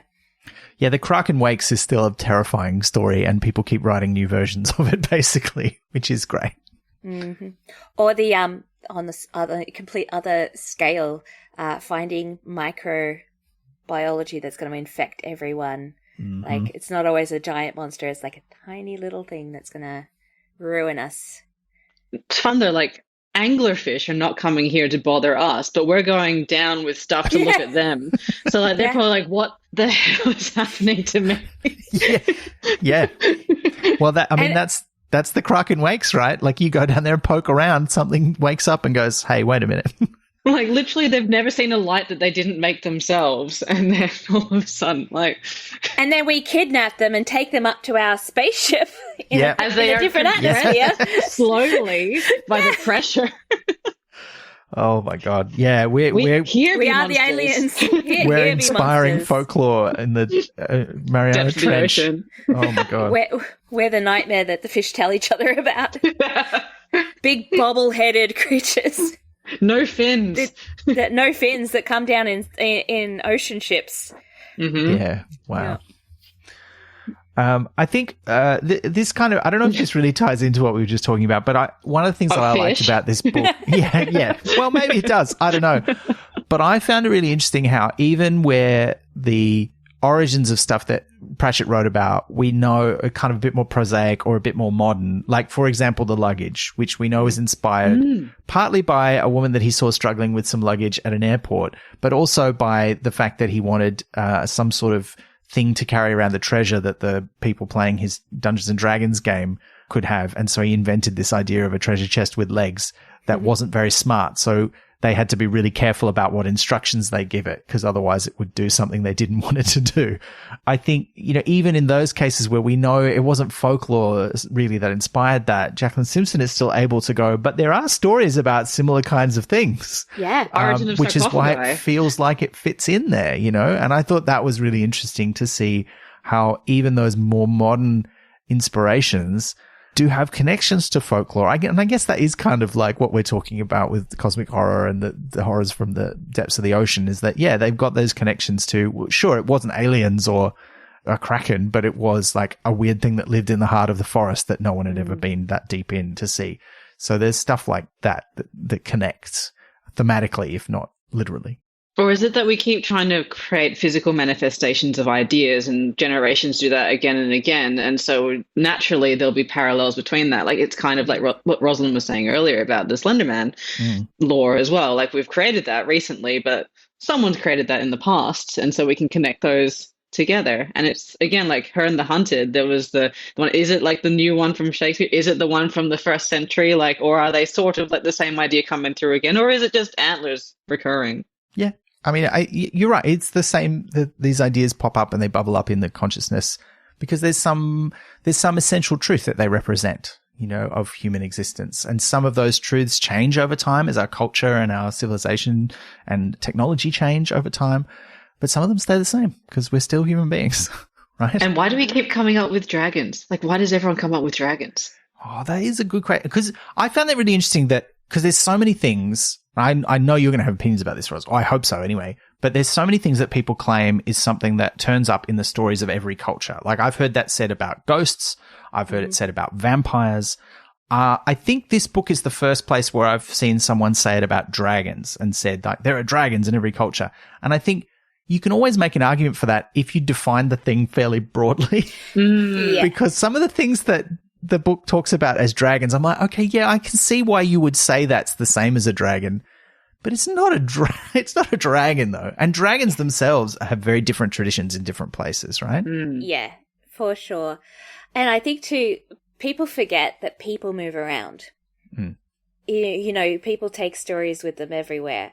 So yeah, it might have one here and one there, and how did they get? I'm like, people travel. We even have a dragon in Australia that travelled with people. It's on Christmas Island. It got lost, and then it heard the voices of its native language being spoken on Christmas Island, and it followed them, and it got stuck there. Oh, so wow. There's a dragon on Christmas Island now. I didn't know that. I was thinking of Alexander Bunyip, who's like probably the closest thing to a dragon that we have. But yeah. The Bunyip's super interesting. It's one of my favourites. I grew up searching for the Bunyip down in Tooradin, which it was the local word for Bunyip. It's such a broad, that in itself, because of obviously there's so many First Nations cultures and mobs that have their own story, and they have different names as well. And it's, having a deterrent creature is that's like 50% of folklore, man. Like how do you connect that? Like it's ghosts, otherworldly, kidnappy people, monster. Like if you keep going broader and broader and broader, everything's a dragon, Yes, that's true. They had a term for that in the book. Like they called it, what was it? Like a deterrent. Was that the word? I can't remember, but they sort of have a class of like for children's stories in particular, like the creature that tells you not to do a certain thing. Yeah. Like the Scissor Man, which, we know the famous version of which is from Struwwelpeter. But then there's the general just like, let's just make kids a bit afraid so that they do what we tell them. That was interesting. It is, and it's interesting seeing. And I think maybe as a children's librarian, I see quite a bit of this, of like taking those old stories and making a friendly version of them now that threat is not there anymore. Or now that we can explain like, okay, well, yes, the beach was dangerous, but now we just teach them to swim between the flags. We don't teach them that there is the sea monster or creature like that. We're just like, swim between the flags and trust the lifeguard. So now things are getting defanged, I guess. Or we talk about the real thing as though it's very dangerous, I guess. Like because when growing up near the beach, people used to talk about the Rip like it was some sort of monster, and it's got like quite a horrible name. And if you don't know, the Rip is a very strong current near the shore that will drag you out to sea. And it's a real danger when you're swimming if you don't know what to do, if you get caught in one, or if you don't know how to recognize where one might be. And yeah, but it's not called like, an offshore, like quick car. It's called the Rip. And it's got a scary water name. Isn't a monster, indicator of a monster now. It's like, no, that's a Rip. Don't go there. Yeah. Whereas previously probably there would have been like, fun. a sea dragon's going to get you. Yeah. Yeah. Way less fun. It is less fun. I kind of wish there had been a story about that when I was a kid now. Yeah. One of the later things that we kind of talked a bit about local stories here, and that's where sort of the later chapters start to get into specific local areas of the disc. And in particular, they talk about Lanka and they talk about the Chalk, which is where, the witches live. And of course, there's a lot of folklore stuff that happens there, particularly like in that first Tiffany Aching book. You have all these different sort of folkloric creatures turn up because of the invasion of the Queen of the Elves. And you've got Jenny Greenteeth and you've got the Headless Horseman and you've got the Grimhounds. And it's just, it's a what's the word? I was going to say a smorgasbord of folklore terrors, from various different kinds of folklore, but sort of, again, I feel like the interesting thing about those chapters to me is that you'd have a chapter about the witches of the place, and then you'd have a chapter about the place itself and the folk beliefs that were there. And they're very clearly grounded in folk beliefs from particular parts of England, particularly the chalk, which we know is based on the place where Pratchett lived, right? But I found that really interesting in that even there were things and stories that are like, but that's also like this story from another country. And like, there's still parallels from other places, even though it was clearly inspired by this kind of hyper-local version of folklore. I didn't realize you weren't supposed to count Stonehenge. Like, I didn't realize that was a thing, because I love counting stuff. I saw Stonehenge as a kid. I'm sorry, like, it's just a weird thing to declare about yourself, is I love counting stuff. But like, are you outing yourself as a vampire, Liz? Is that what's happening right now? Exactly. Fun. Like, if I'm watching a show, especially dance, I will count how many dancers on stage, and I can't help myself. And then every time like they go off stage and come back, I'm like, oh, two are missing. What does that mean? Or something like that. So I know that if I went to Stonehenge now as an adult, I would try and count it. And that's apparently extremely bad luck if you get it correct. But it seems like it's extremely difficult to get it correct. So yeah, that's self-preserving. I was astounded. And they talk about how it's kind of a crazy way to do it in the book, but they talk about how when counting standing stones, the method is to like get a loaf of bread and put like slices of bread on them. And I was like, that's how I count everything. Like like I said, when I'm watching dance, I'm in the crowd, I see a dancer, I throw a loaf of bread on it. Yeah. It's the only reason I use bread, because I'm gluten intolerant. That's the only thing I just have bread everywhere. It's counting. That's how else am I supposed to? Yeah. I really liked that explanation because the idea that there's a lot of birds, like ravens and stuff, who will, that loaf of bread isn't staying there. No, and I love that even more, so much, because like that's even another like self-sabotaging thing, right? Like you will never count these stones. I love stone circles and stone mythology and wish granting and like anything like that. I've got a collection of hagstones over there. Do they specifically mention hagstones in the book? Do you want to explain hagstones for the listener? I'm pretty sure they do. Yeah, hagstones are stones with a natural hole in them. Yeah. Which is different to a wishing stone. Many say that the wishing stones are the ones with the unbroken line around them. Mm. So if you find, I have examples somewhere. Which isn't helpful because there's no video to this. But we can put photos in the notes later. Okay, yeah. So there's a lot of folklore around stones, obviously, but hagstones in particular, there's quite a range, but one of many is that you're supposed to be able to see the Fey realm or the other world if you look through the hole. Yeah. You know, there are other methods of like ointments and stuff, which always leads to bad, like someone accidentally rubbing their eye and something going horribly wrong because they now can see the other world and da-da-da. But I think a stone's a little bit safer because you can't accidentally wipe it on your eye. I've never heard of someone tripping and falling and a hagstone falling over their eye, so it's perhaps a little safer way of looking at it. There's some great stone content in this book.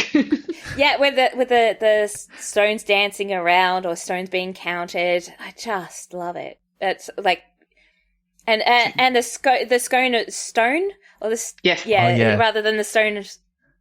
Which way around? Scone of stone. We covered this when we discussed that book, and the earthly one should be called the Stone of Scone, because that's how you say the name of the place that it's associated with, which is nothing to do, as far as I could determine in my research, with actual scones or scones. But yeah, the Scone of Stone or the Scone of Stone is also a great inversion. It's one of my favorite things in the books of all time.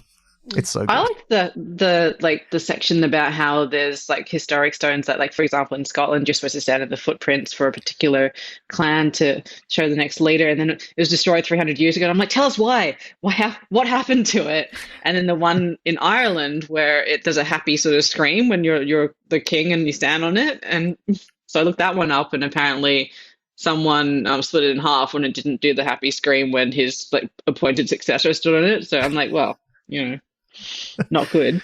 It's like, this stone does not agree with me. That feels like a very modern politics thing to do, doesn't it?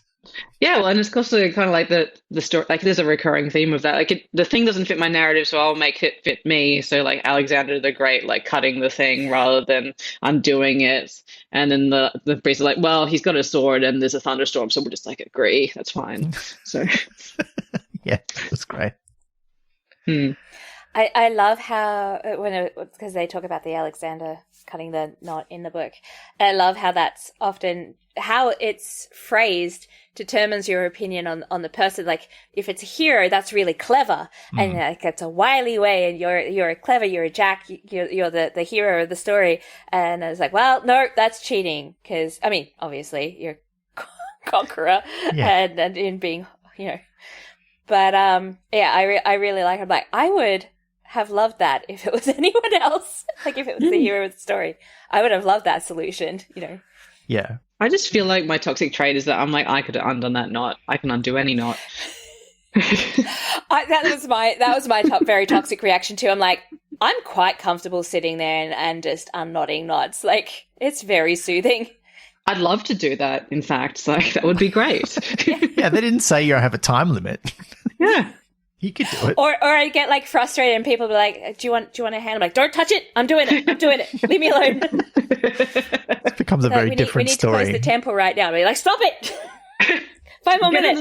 It feels like another vampiric compulsion. Like, you see a tangled knot, you've got to untie it, right? Like, yeah.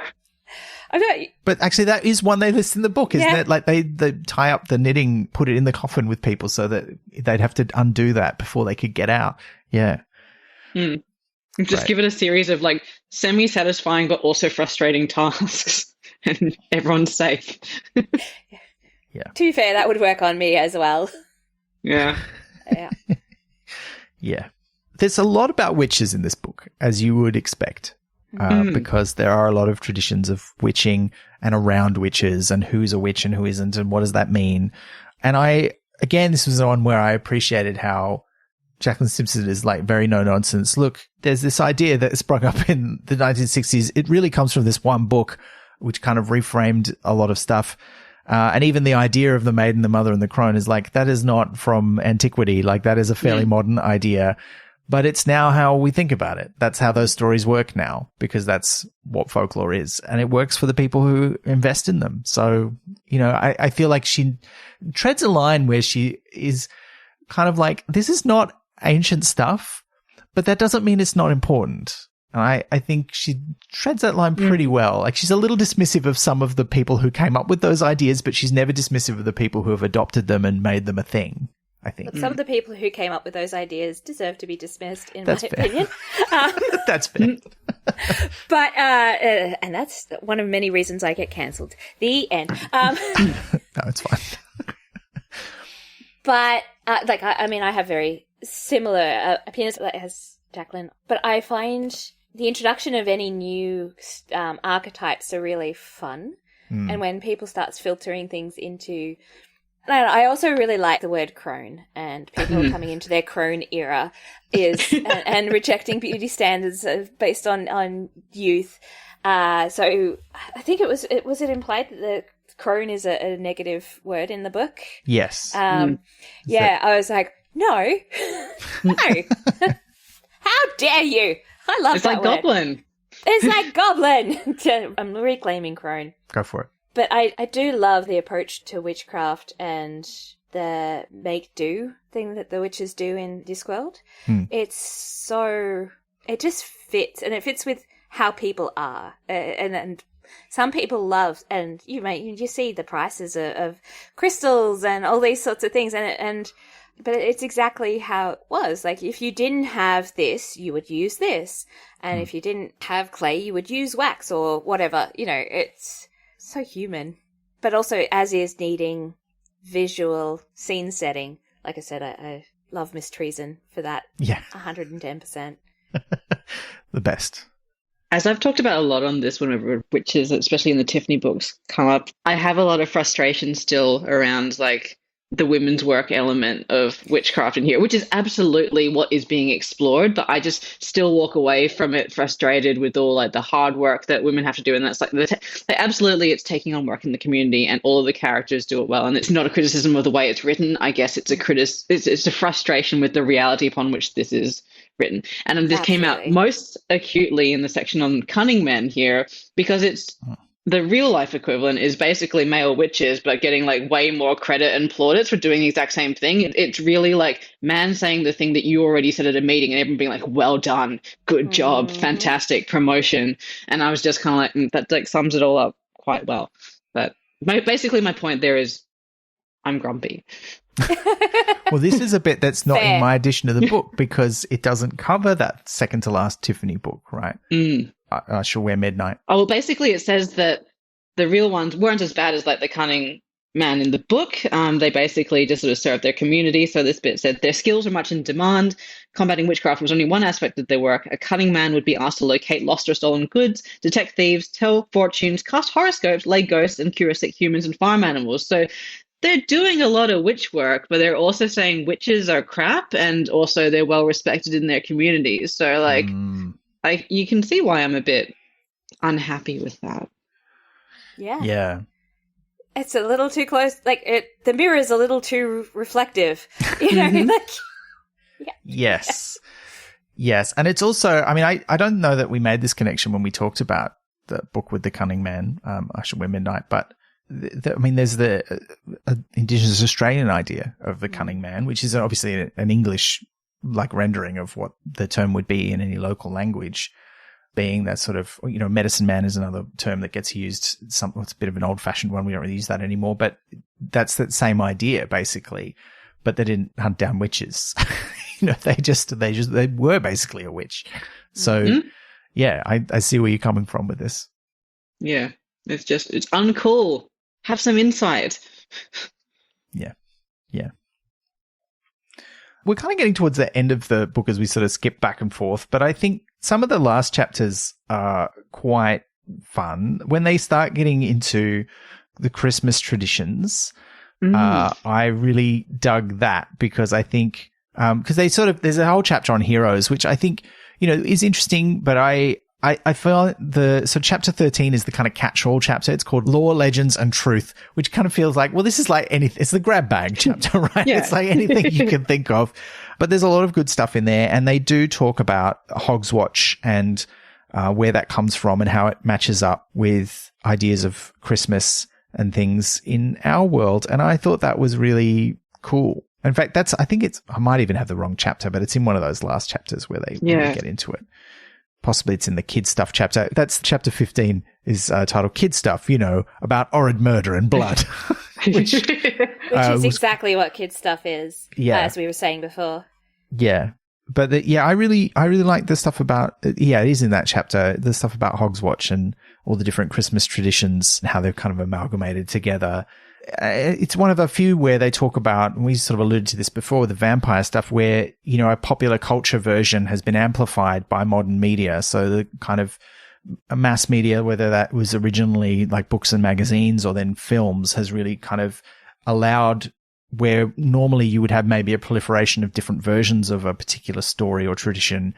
When you have that kind of amplification, there's often one that tends to take over and become much more widespread, like the idea of Santa Claus becoming a very kind of standard, even with little variations, thing, whereas previous traditions around what would happen at Christmas time and who was coming to give presents or whatever would be quite different in different places. It's now kind of homogenized a bit.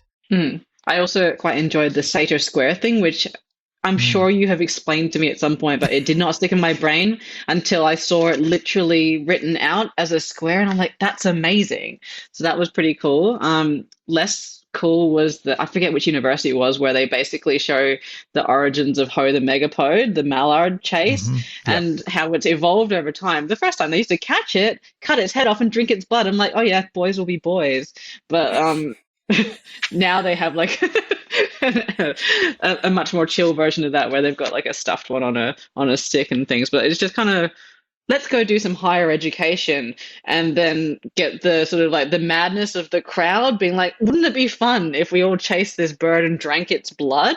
Like, but I've been watching a lot of traders recently, and I now see how things like that can happen in a very short period of time. Like, people just, the madness of the crowd. Yeah. Not that I've seen an episode where they all hunt down something and drink its blood, but I could see it happening. You could see that happening on the traders. Okay. Yes, absolutely. I could see it in a less controlled version of the traders. like a university of yore, I guess. It wasn't like a highly regarded university where the brightest minds of that generation gathered together to drink the blood of a duck. Yeah, sure. Sorry, that just stuck with me because I wasn't expecting that to be the next sentence when I was reading that section. That's reasonable. Yeah. Yeah, sorry, have I killed this conversation in much to the manner of a group of young men chasing a duck? No, I don't I was just think thinking so. of all the dumb things I've seen people in universities and such do.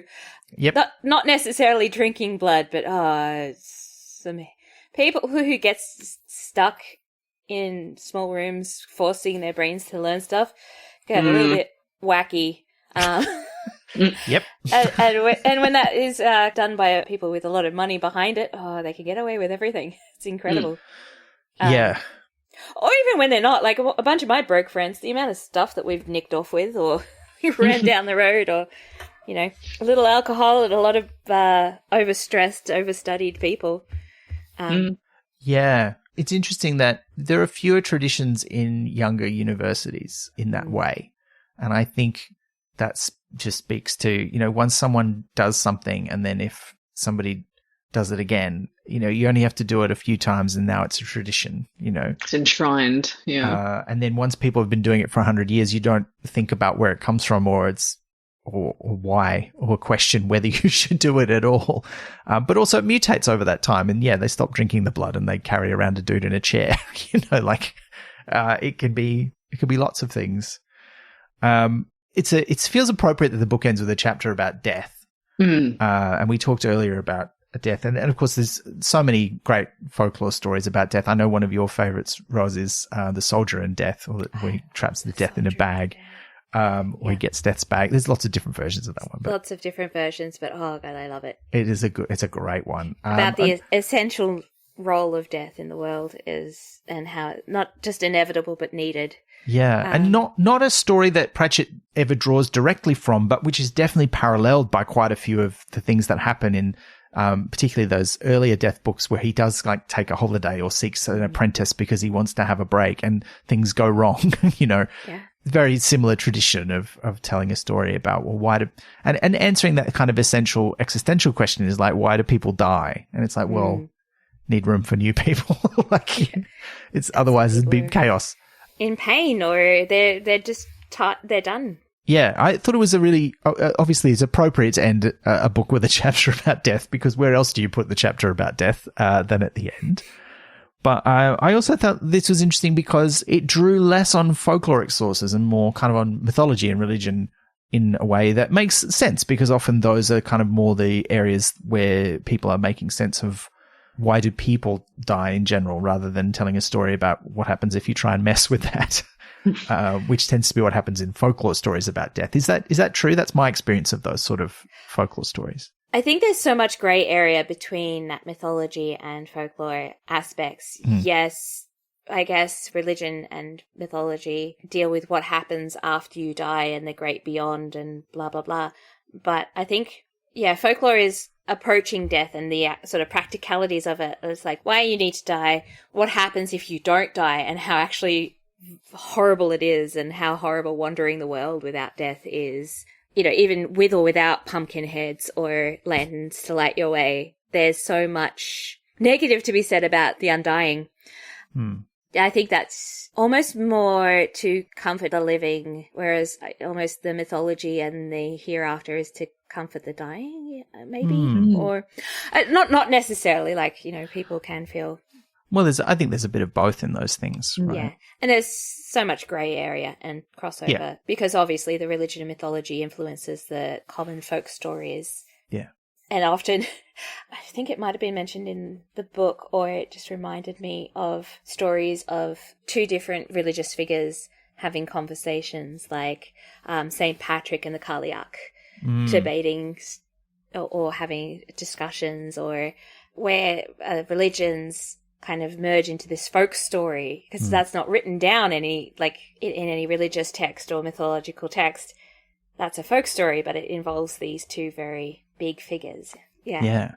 And you see that in a lot of the stories. Like, I was really interested in how, I think I said this earlier, a lot of the stories that they touch on end up involving saints or bishops or local religious figures in a way where they would have once involved a fairy or a witch or a god or something like that. And they kind of become a stand-in for the person with some sort of supernatural power or connection to another reality, which, I thought was really interesting, because obviously a lot of those people were real people at one point, which is not something you always see in folk stories, where it's often not. I mean, there are folk stories about like real kings and people, but a lot of them are about sort of like a generic, well, not a generic, but an archetypal person, sort of like you were saying earlier. Yeah. And it travels too. Like, you've got the goddess Bridget that then became Saint Bridget, that then travelled overseas and has ties to Maman Bridget, who is married to Baron Samadi. Oh. I believe. Right. I'm not super good at that trail, but I remember seeing someone talking about it. It was super, super interesting. I will give you the link if you're interested. Yeah, please do. We'll put that in the episode. It's another TikToker who talks about folklore, and they're brilliant, and I've got a mental blank. But yeah, they just, because they found this Mama and Bridget with red hair in folklore, and like traced it back, and they're like, okay, well, because there was Irish indentured servants in that area, so it's possible that this happened and that happened. Anyway, they describe it way better and have way more authority to talk on it, so I will link. But it's super interesting how these stories travel so much, particularly with dispossessed people, people removed from their lands. Yeah. And just become, and it obviously was quite a tie-in with these two very dispossessed, downtrodden minorities that they kind of just were like, whoop. Yeah, let's team up. Let's team up. Which we hope was what would happen, right? Yeah. I think you'd hope so. Yeah. I think one of the other things that the death chapter said to me was that there's some stuff that is in Pratchett which feels like it should be from folklore or real life, quote unquote, like mythology, but that is really more of his invention. It just resonates so well, like the Black Desert when people die, which doesn't seem to be drawn directly from anything. It's like, but it feels like it just fits in. Like it just resonates so strongly. That was really interesting too. The bits of that come up in the book where, you know, they discuss a bit of folklore in the Discworld and they don't talk about an analogy from Roundworld. They just sort of go, isn't that interesting? And you're like, yeah, it didn't come from somewhere else. That's amazing. Because, you know, you could write a whole other book about this, which is just like the factual things that influenced all of Pratchett's writing, because he was like that. You know, he was an inveterate researcher. He's always like picking up interesting facts and stories and stuff and then sticking it in his pocket for later on. And it would come out in a book down the line. But we kind of discussed the book most of the way through. Are there any favorite bits that we have skipped over that we want to mention before we get to our couple of listener comments / questions? I just want to quickly say two things. They brought up Elizabeth Bathory, the woman who in like popular culture was said to have murdered young women and bathed in their blood, because that's just something that we've, like a story that we've now like almost slipped into urban legend as well. But there's a very strong theory now that she didn't do that at all. And because she was a wealthy, unmarried heiress, her male relatives tarred her name so they could take all her stuff. So I just want to sort of, and we don't know if that's true or not, but there's a pretty compelling case for it. So I kind of want to point out justice for her if she's been wronged. But if she was actually a murderer, then, you know, let's keep thinking that. But I just think that the interrogation of her story has stopped at a certain point, and it seems far more likely that she has been smeared in history. So I just wanted to flag that. The other thing I wanted to say is, why does folklore have such a beef with women combing their hair? Like... It comes up at least twice in here. I forget what the second one is, but they're like, oh, banshees, they're old and they comb their hair. And there's this story in there of a guy being like, oh, there's a woman combing her hair by the water. I'm going to steal that comb and take it back to my house. But then he didn't realize that she was a banshee and she was wailing outside, and he had to give her comb back with tongs, and the tongs came back all bent. And I'm like, first of all, like, why, even if she was just a normal, like, why are you stealing a comb? Exactly. Leave her alone. There's some really interesting, it's like shoes, combs. There are like very particular things in folklore that just keep popping up. And why? I love it. But why? I don't know. But yeah, there's always those key things that I'm sure had like again, spindles and stuff as well, which obviously was an industry and a form of self-sufficiency. Spinning and weaving and all that sort of thing was such a source of income for women, and obviously was thus magical because, but yeah, why? I don't know, but I will also rage if someone takes my favorite brush. Yeah, I'd probably bend their tongs. Yeah. I'd probably use the tongs to like poke them. Like, yes. Chase them. I'd scream outside their window. Yeah, absolutely. Let them have it. Absolutely. Yeah, I'm fully on board. Yeah, there's so many. But I with Elizabeth Bathory thing, there's so many women through history and folklore that, when written from a male perspective, and who were doing most of the research and translations early on, get such a raw deal. Such a raw deal. One of my favorites, and this is just a personal theory, I have no way of backing this up, but Arachne, the woman who challenged Athena to a weaving contest and was turned into a spider. Everyone's like, oh, that's against hubris and you shouldn't challenge gods. I'm like, she's not stupid. She lived in that world her entire life. She knew what she was doing. I think it's more, I would rather go down fighting than let you take credit for something I worked on my entire life. Yeah. So, I mean, I have a spider tattooed on my back because of that, because I think the idea of going down fighting is way better than curtailing. And often a lot of people leave out what she wove. The weavings that her and Athena did, Athena's doing, like, how dare you, these are all the people who challenged gods and suffered for it. It's a diss track, basically. It's a diss track. It's a diss track, the whole thing. And Arachne's just like, have you seen all these people that have been murdered and raped for gods for no, just because they said no to you? Oh, wow. Here is a montage. Yeah, so it's a diss track fight. That is the equivalent of a rap battle. That's awesome. It really is. I did not know that part of the story. It's really good. But yeah, because it's often told from there, don't challenge authority, you'll suffer. It's like, yeah, well, maybe she already knew that. Because she lived in ancient Greece and was of the religions, and knew the world. Maybe she just picked something that wasn't self-preservation. But, I mean, there's a lot of folklore. That's a personal theory, but there's documented cases of these slanted views of women in mythology. For sure, yeah. I'm on board. But this is because there's a microphone in front of me. I'm Arachne, ride or die. Noted. This is my theory and I'm sticking with it and I need everyone to know. For sure. All right. Well, look, with that, let's get on to, we've only really got a couple of questions and comments. Liz, do you want to bring those up for us? Yeah. So the first question we have is from Sven via Discord, who asks, what bit of information out of the folklore book was new for you? And Sven follows this up with, and what was the most obscure thing you already knew? Oh, this is good because there were a lot of there was a lot of stuff that I did know. You were talking about this earlier, Roz, a lot of us with a certain bent in our brain, we got into this stuff when we were kids. For me, I actually tried to get into a lot of, actually British folklore and Irish folklore, as well as, for me, it was Greek mythology mostly. But then I was also trying to read about, all the stories of giants and like the lindworm and all that kind of, crazy stuff. I really loved that. So there's a lot of stuff in here that I was like, yeah, I know this story. But then there's a lot of the very specific things about local places that I didn't know. It's really hard to pick a favorite because there's so many.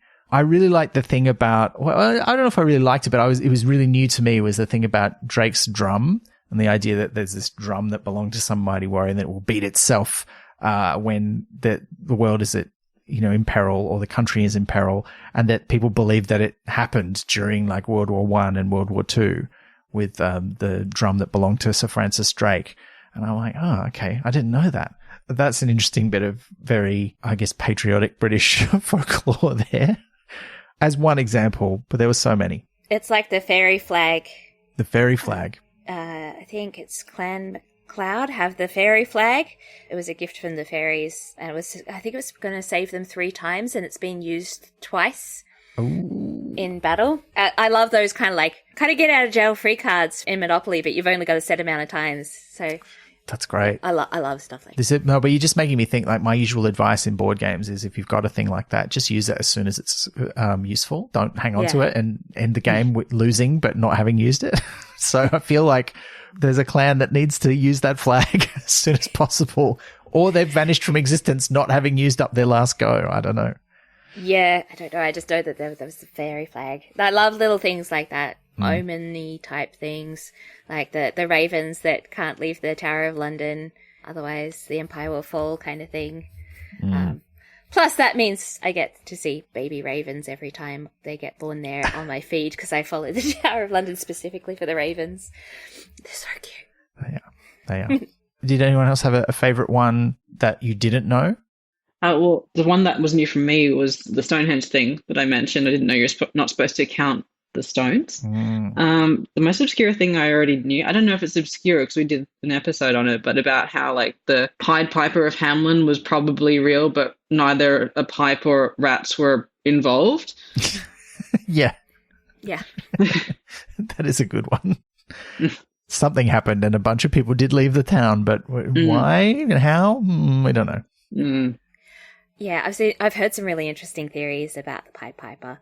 But my favorite thing that I didn't know was the shepherds being buried with a little thing of wool to excuse them for not showing up at church, because they're like, nope, I'm a shepherd. I was working. Please excuse me. I have a letter from my mum. We're in the same job, Lord. We're in the same job. Yeah. And I really liked that. I was like, I'm a shepherd. See, that's fine. I didn't know that, and it made me interested in shepherd mythology. So that's going to be the next rabbit hole I go down. Obscure. I knew quite a lot of because the obscure little things are my favorite. Like I have less interest in dragons as a whole than like one little town that had, something weird that they attributed to dragons. Like I like the little stories. So probably the bigger ones are like references to D&D. That sort of thing, because I played more World of Darkness and stuff. Some of those might have gone over my heads. And pop culture. Pop culture will definitely go over my head. That's fair. Do you have a favourite obscure one that you were surprised to see turn up in the book?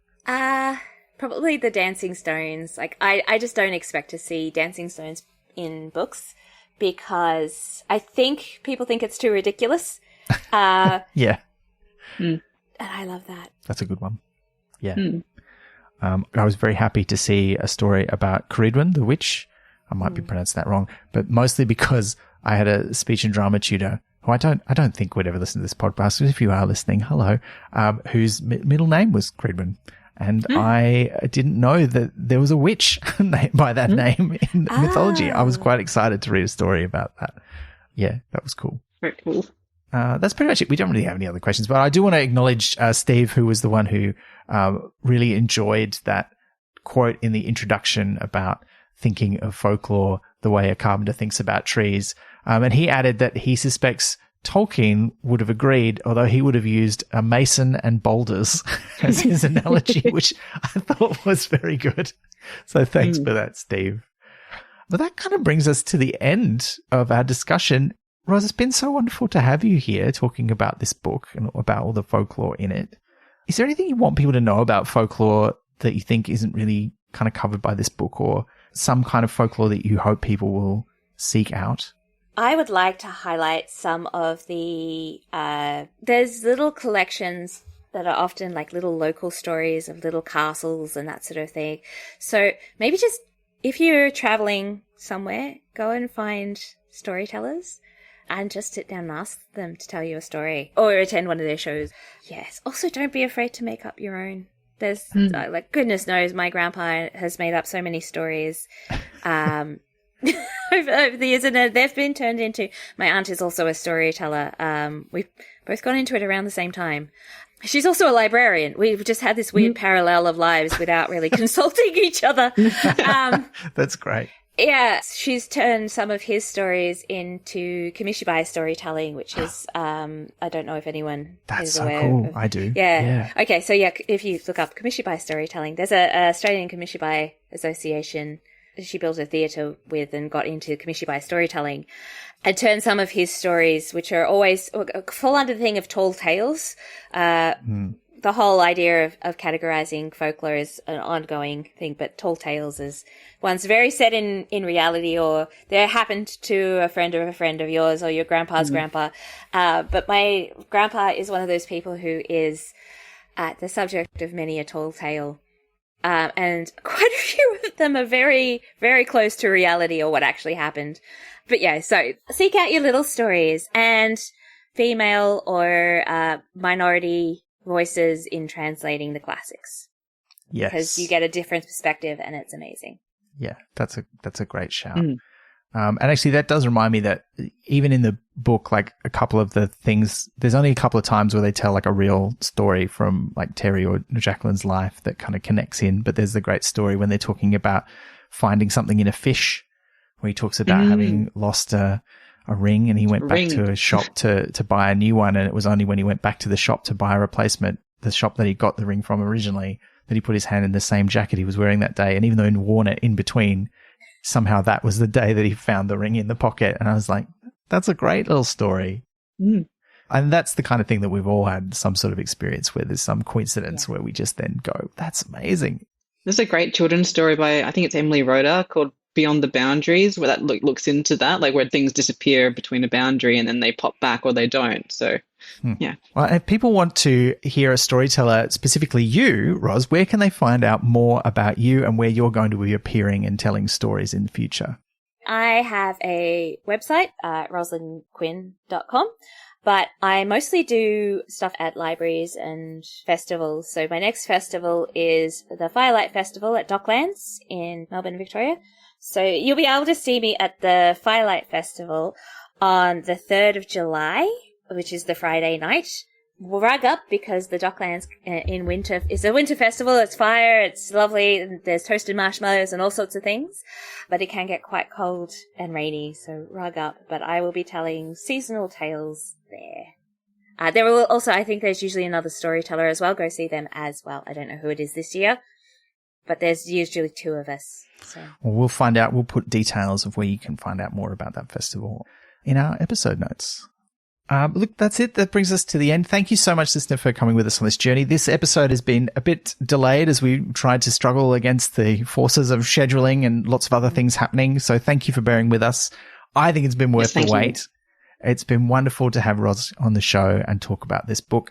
What did you think about the book? We'd love to hear that as well. Please let us know. You can get in touch with us via email. We're at chat@pratchettpodcast.com, or you can get on social media. You can use the hashtag Pratchett93 if you want to throw in any of your favorite bits of folklore or bits that you think were missing from the book. Maybe tell us about your favorite stories. We'd love to hear them. And your favorite storytellers. Please share those as well. We'll share the ones that Ros has mentioned in the show in our episode notes too. And of course, we'll be back next month when we won't be reading a book at all, but rather playing a video game. Yes, we're going to go into the third dimension with the third of the Discworld adventure games, Discworld Noir from 1999. It seems like Detective Noir is the flavor of the month, with Spider Noir coming out on whatever streaming service that's on. So we're going to look at a totally different fantasy detective noir story in which you play as the disc's first private investigator. We'll leave the rest of that for the episode, but if you want to send us questions about Discworld Noir, you can do that via email to chat@pratchettpodcast.com, or you can do it over social media using the hashtag Pratchett94. And look, we don't hear from that many of you on social media these days, particularly since we left what used to be Twitter, but it is always nice to hear from you. So if you are on social media and you're on the same platforms as us, which is Blue Sky, Mastodon, Facebook, and Instagram, we would love to hear from you via those platforms. But we do appreciate all of you who listen. Thank you so much. That's why we do it. We say this every episode, but it's because we truly are grateful, and particularly those of you who are subscribers and support us with a little bit of money each month. If you want to do that, you can find out more about that on our website. And even those of you who don't give us any money, you can still support the show. Just tell a friend about the show.